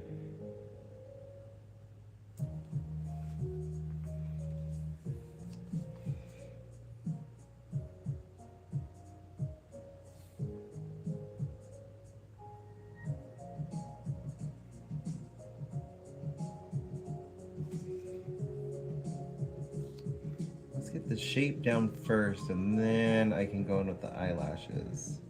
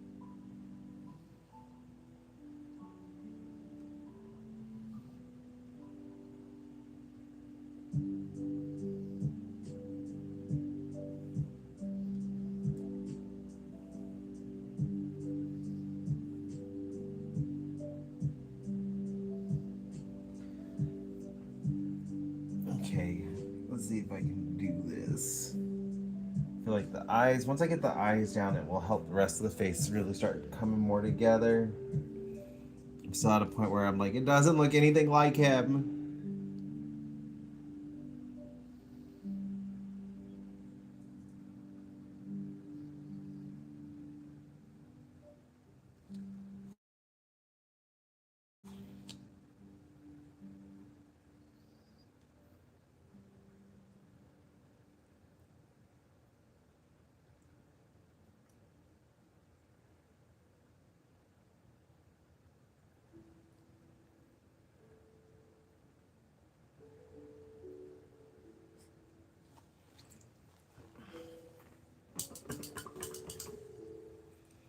Yes, trust the process. But that is much easier said than done.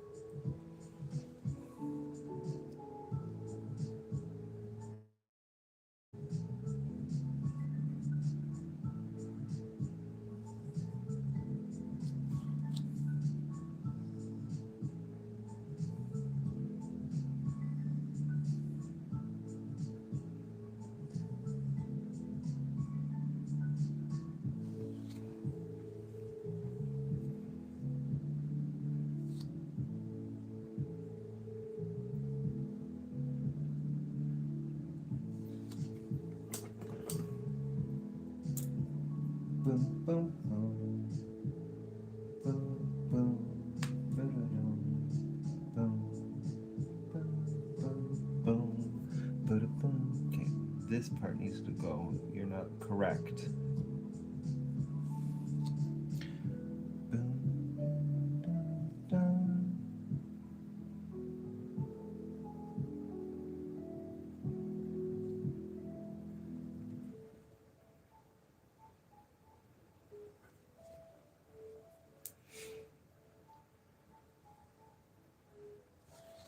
I need to get the whites again.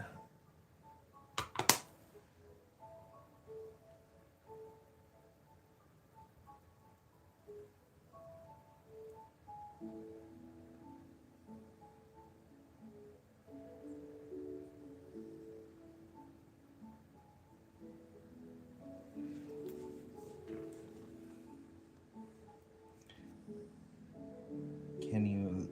Very rosy features.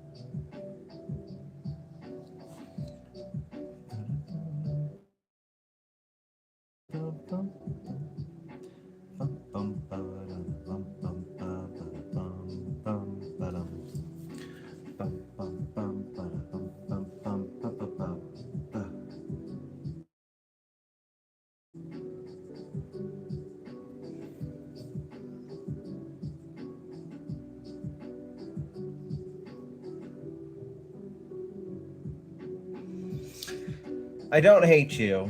I don't think it's the eyes. I need to bring his hairline up a little bit. I should actually just do that while I got the flesh colored on my brush. Um, I need to raise up the hairline. The other thing is his nose is too big. I need to make it smaller. That's what's throwing it off. I was actually just thinking that. I'm like, ugh, his nose is too big.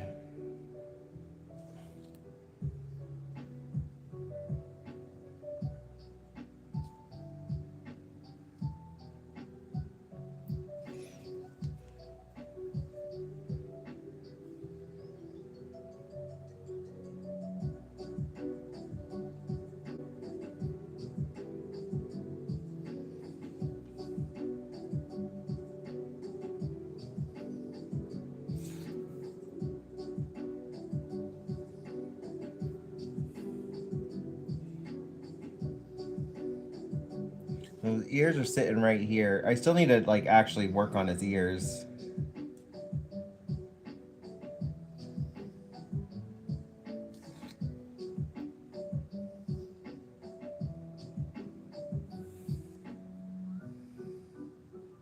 I hadn't done the outside of them yet. I'd only done like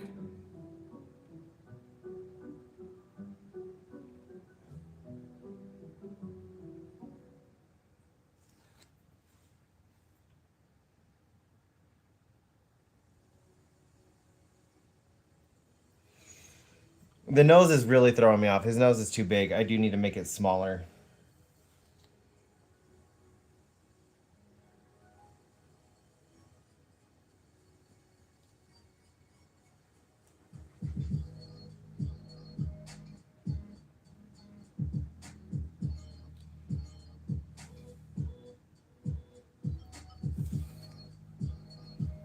And also illustrated, don't ever like if you see something that's wrong, like I don't get aggravated or upset with criticism, especially when it's real criticism like, hey, if you do this, this will improve the look of it. That's real criticism. I have no issues with real criticism, so don't ever be afraid to tell me like, hey, this is looking wonky, this needs to be fixed. I take the criticism very well. What I don't take to very well is when people are just being mean to be mean, because that's not criticism.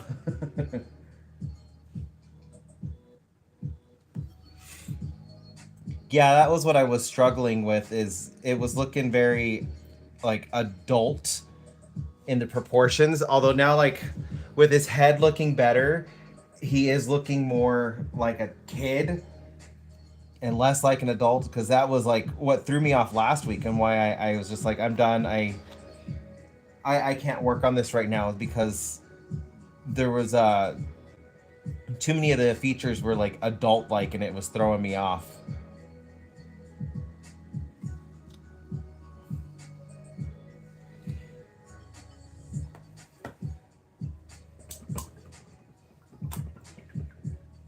The other thing that's throwing me off is his hair color. It's this dirty blonde I'm struggling with.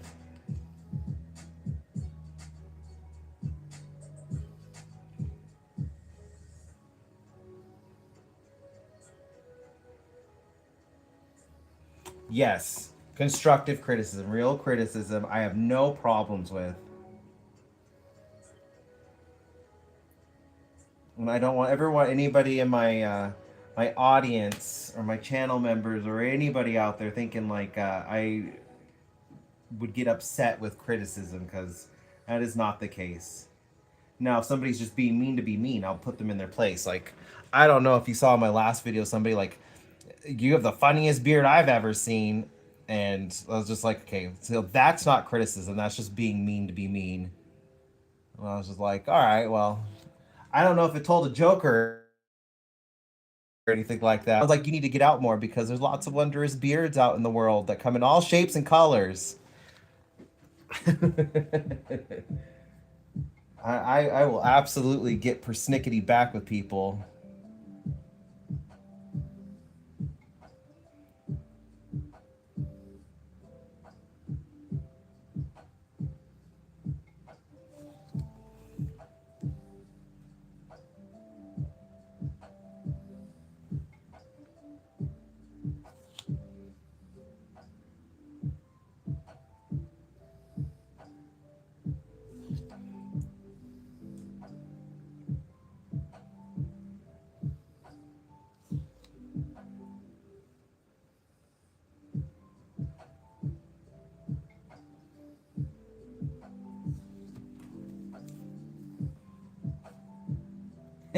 I appreciate that.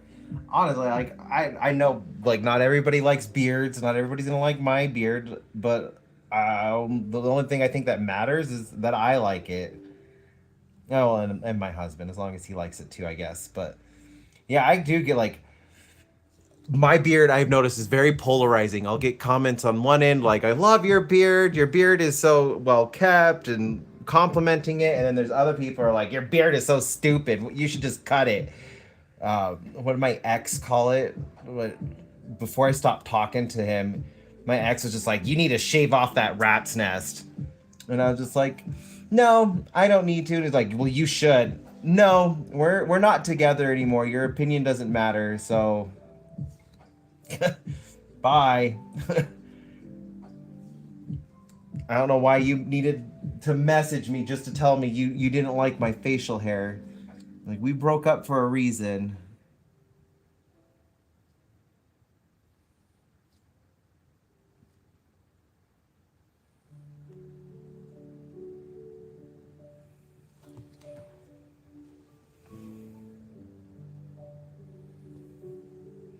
I don't know. I don't know. But that's one of the things like that I'm really not about with people is if you're gonna make fun of somebody's looks, like you can take that somewhere else. Not about that. Okay, it's starting to look like him. It's starting to look like him. I'm seeing it now.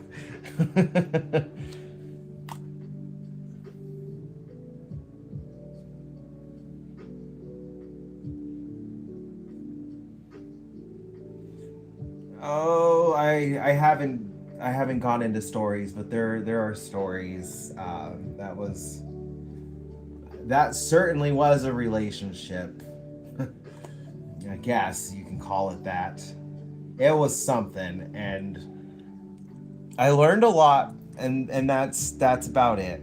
I learned a lot. I learned a lot about myself. I learned a lot about people I had in my life that I thought were good people who just turned a blind eye to things that I was going through when I needed help. Also learned like out of all of my friends, people who I thought like were friends, I'm talking like this was my mid-20s and I was friends with some of these people for a decade at this point, which I thought was a super long time. Learned which of my friends were really friends and who was there for me when I needed them the most. Because like I was a very social person and I had a huge friend group, but in that moment when I needed actual people to help me get through this situation, I had 3 people there for me. And unfortunately, I'm no longer friends with 2 of them, but I had 3 people there for me.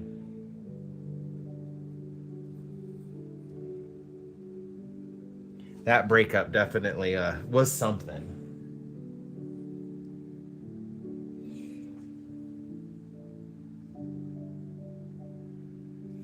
Do you know the Rihanna song? I'm breaking dishes up in here all night. That was how our breakup went. Although I wasn't the one breaking dishes. And he was certainly trying to fight a man that night, and I was not trying to.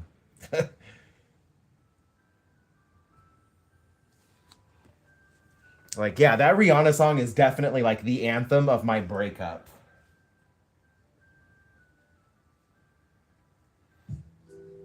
These weren't just school friends. Like, they were also friends that I had met outside of school that we actually made efforts to see each other and stuff like that. But yeah, 3 people. That was what blew me away the most.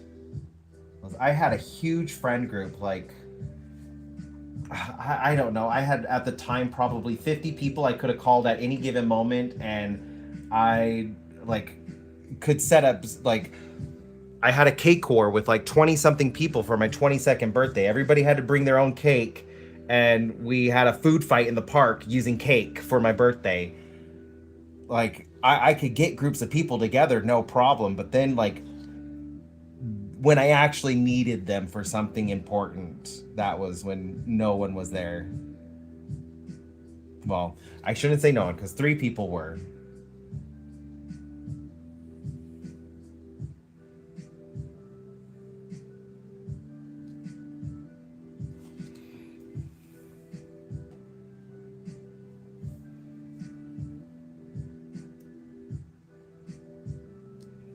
It was not a pleasant life lesson to learn.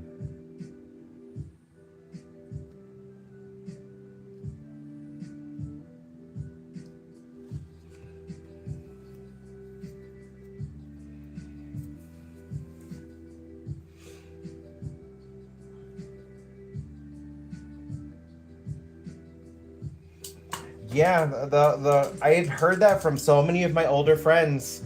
Like, as you get older, when the moment you need people to actually be there, that's when you're gonna find out who your friends are, and it's gonna be a lot less than you expected. And I never quite understood that until that moment with my ex. That was when I learned it, and unfortunately, like, really needed people there for me, especially because, like, the police even got involved with it one night, and the police are just like, "You're two men, you guys can handle this," and did absolutely nothing. Like, it just got discarded because we were two men. It didn't matter that, like, I needed help.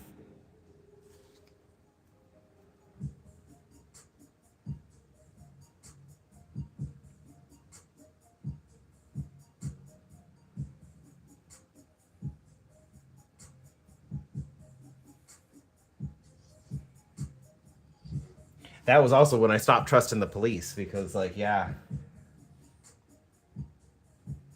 did not matter. It did not matter.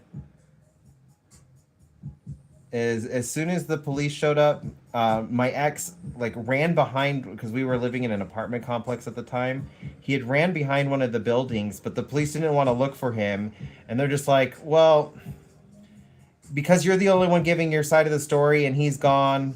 And I tried telling him, like, "No, he like we live together. He can't go anywhere else. He's just hiding from you guys right now. I would like to leave a statement." "Well, because he's not here, we're not going to take a statement from you.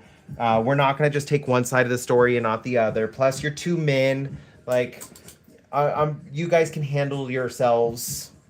And it was just completely discarded. It was that was when, like, I really stopped trusting the police because, like, the stuff was getting bad. The police, and I wasn't even the one that called the police. Our neighbor called the police.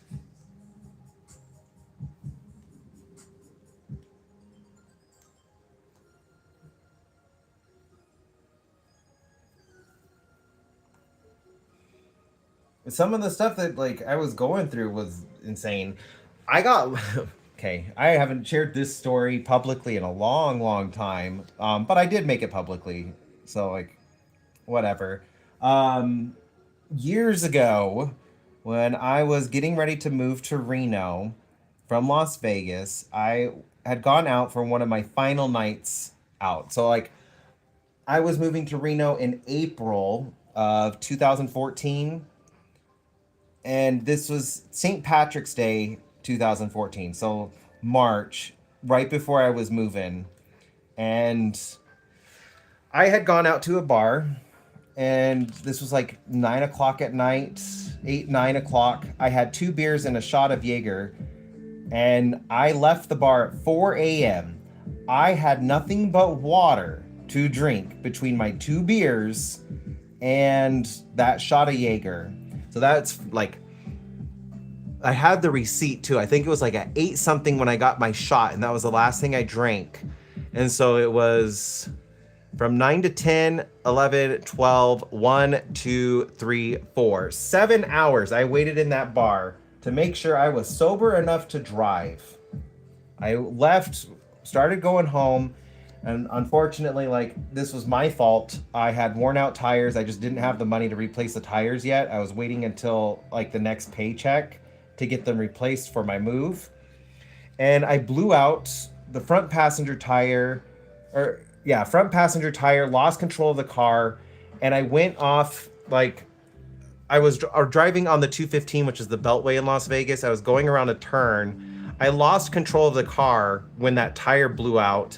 I went off into some rocks that were, like, next to an exit, and then came to a rest off to the side. And I tried, like, because the car was on a rock and it was tilted, I tried like driving up forward more. So like I drove up forward and stopped. And then I started calling my roommate at the time to let them know like, hey, I just had an accident. I need someone to come get me. And the police showed up like right after like this happened. And I'm like on the phone with my roommate, so like I didn't see them coming up on me. And the police are like trying to get away, and I'm like, because I think I had my window down. The first thing I remember him saying was, "You're trying to get away," and I was like, "What? No, I'm on the phone with my roommate, so like they can come and pick me up, and I can get this taken care of." And they're like, "Well, what happened?" And I was like, "I had a blowout, and I went off into the rocks over there." And he was like, "Well, like that's a criminal offense, and it's property damage, and it looks like you were trying to get away." I was sitting here on the phone with my roommate. What do you mean I was trying to get away? And he's just like, "Where are you coming from?" And I was honest. That was my issue. Is I was honest with him because I said, "I'm coming from the bar."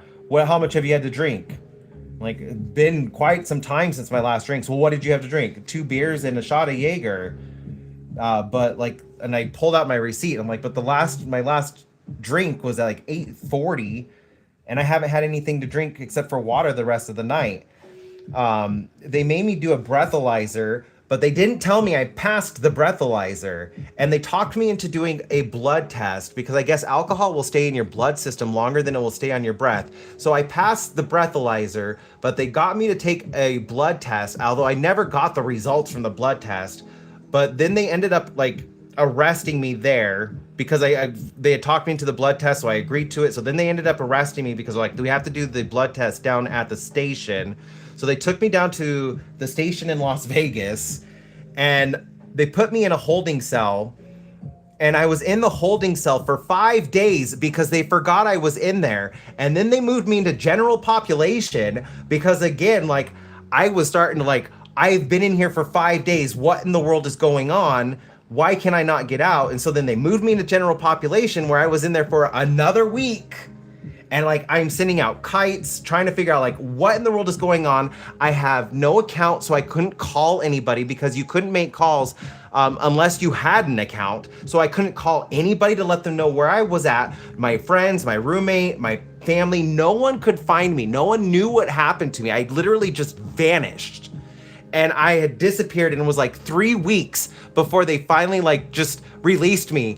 My phone was dead. I couldn't get any of my numbers out of it. Like, I was just in the middle of Las Vegas, and my house, because Vegas is huge, was like 22 miles away from where the station was at. So like, I was finally able to get a hold of one friend who was able to get a hold of another friend who wasn't working at the time and able to come and get me and take me home. But like, yeah, I had literally just vanished.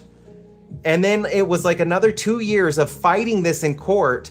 And when I finally, like, because I was friends with the owner of the bar, I was able to get the tapes to show like, this is when I had my 2 drinks. I wasn't drunk. These are the receipts. Like, they turned all of this stuff over into the court. And then the judge was like, "Well, it looks like you did your community service anyways, and you're still trying to fight this, so we're just gonna dismiss it." It was like 2 years of fighting with them over that. And yeah, like, that was my final straw with ever wanting to deal with the police. The fact that I just disappeared for 3 weeks and nobody could get a hold of me. Nobody knew where I was at. I wasn't in the system. So even if they looked in the system, they couldn't find me. The only thing like my roommate, my parents, anybody ever saw was that my car was abandoned on the 215. That was it. That was the only thing that they had.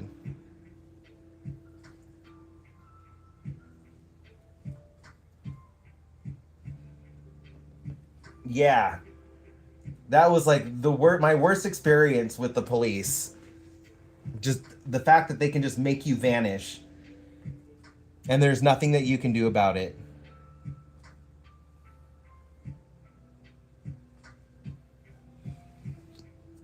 And then everything just got dismissed.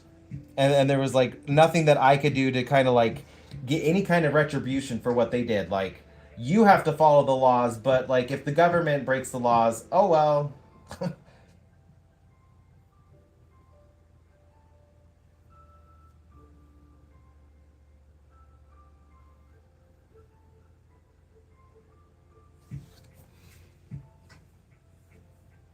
How's it going, Frosty?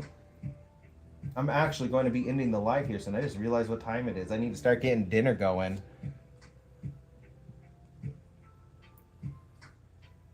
Well, warming up the leftovers for when Eric gets home.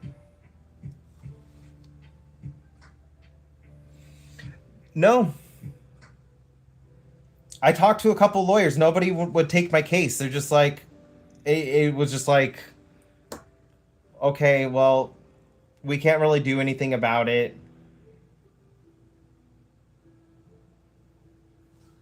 I like every single lawyer I talked to, nobody would take it. They're just like, you don't really have a case. Kind of. Jirachi's catching the football to make sure Kenny can get it.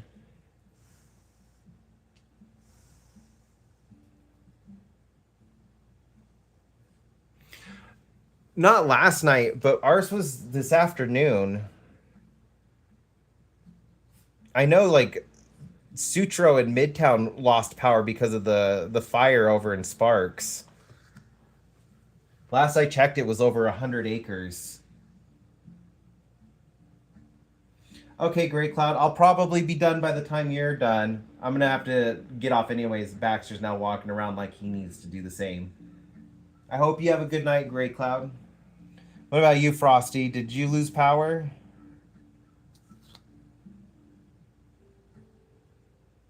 Oh, and I just didn't unpin the message. I pinned it earlier because I don't have stable enough connection to my mobile network out here to be able to stream, but I do with my Wi-Fi, but my Wi-Fi was out, so I had to pause it. Yeah, it's from the fire in Sparks.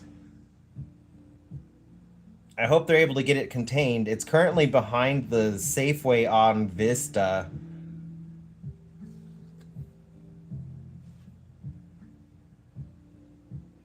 Oh, I'm not going to finish this tonight. I will probably finish it next week because I'll get the clothes done a little bit quicker. The face is the portion I struggle with the most. Are you able to see it where you're at, or no? Like, I saw this, I could see the smoke. That's about it.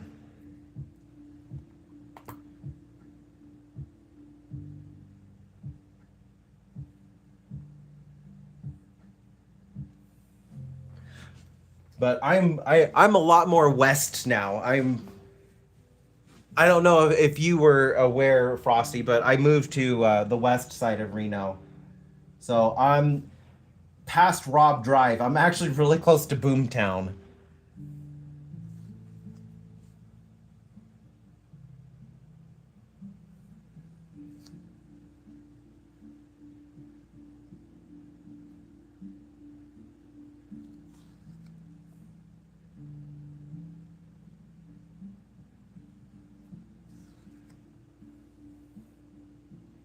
I'm actually really loving the area.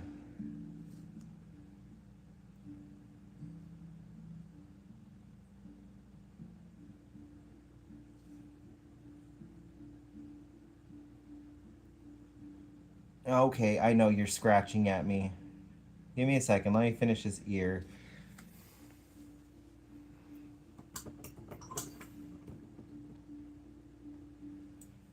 Oh yeah, and it doesn't give off my location. Like, I love this. I'm gonna go ahead and finish here for the night. So, like, not looking too bad. I gotta work on his eyes a little bit more because, like, he does scrunch face when he smiles. So I gotta scrunch his eyes a little bit more to make him look happy. But, like, yeah. There's the crows.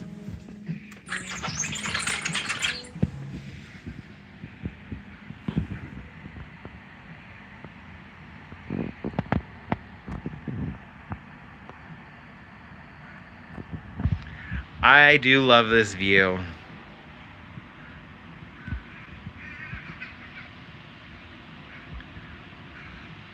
Nice landscaping.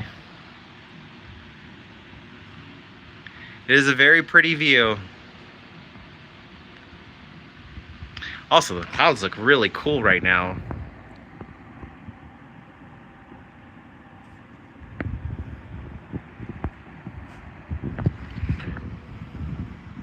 And they're happy out here too.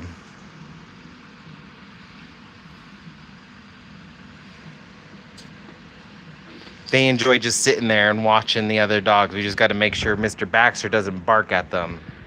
Isn't that right? So, anyways, it is about that time.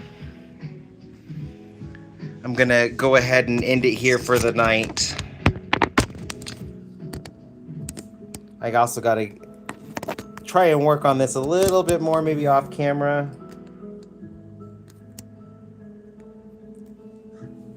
So, yeah, and the boys are now wanting to go OUT. So, Frosty, Creative Jargon, Great Cloud, Illustrated, everybody else that's still maybe here that I haven't said goodbye yet.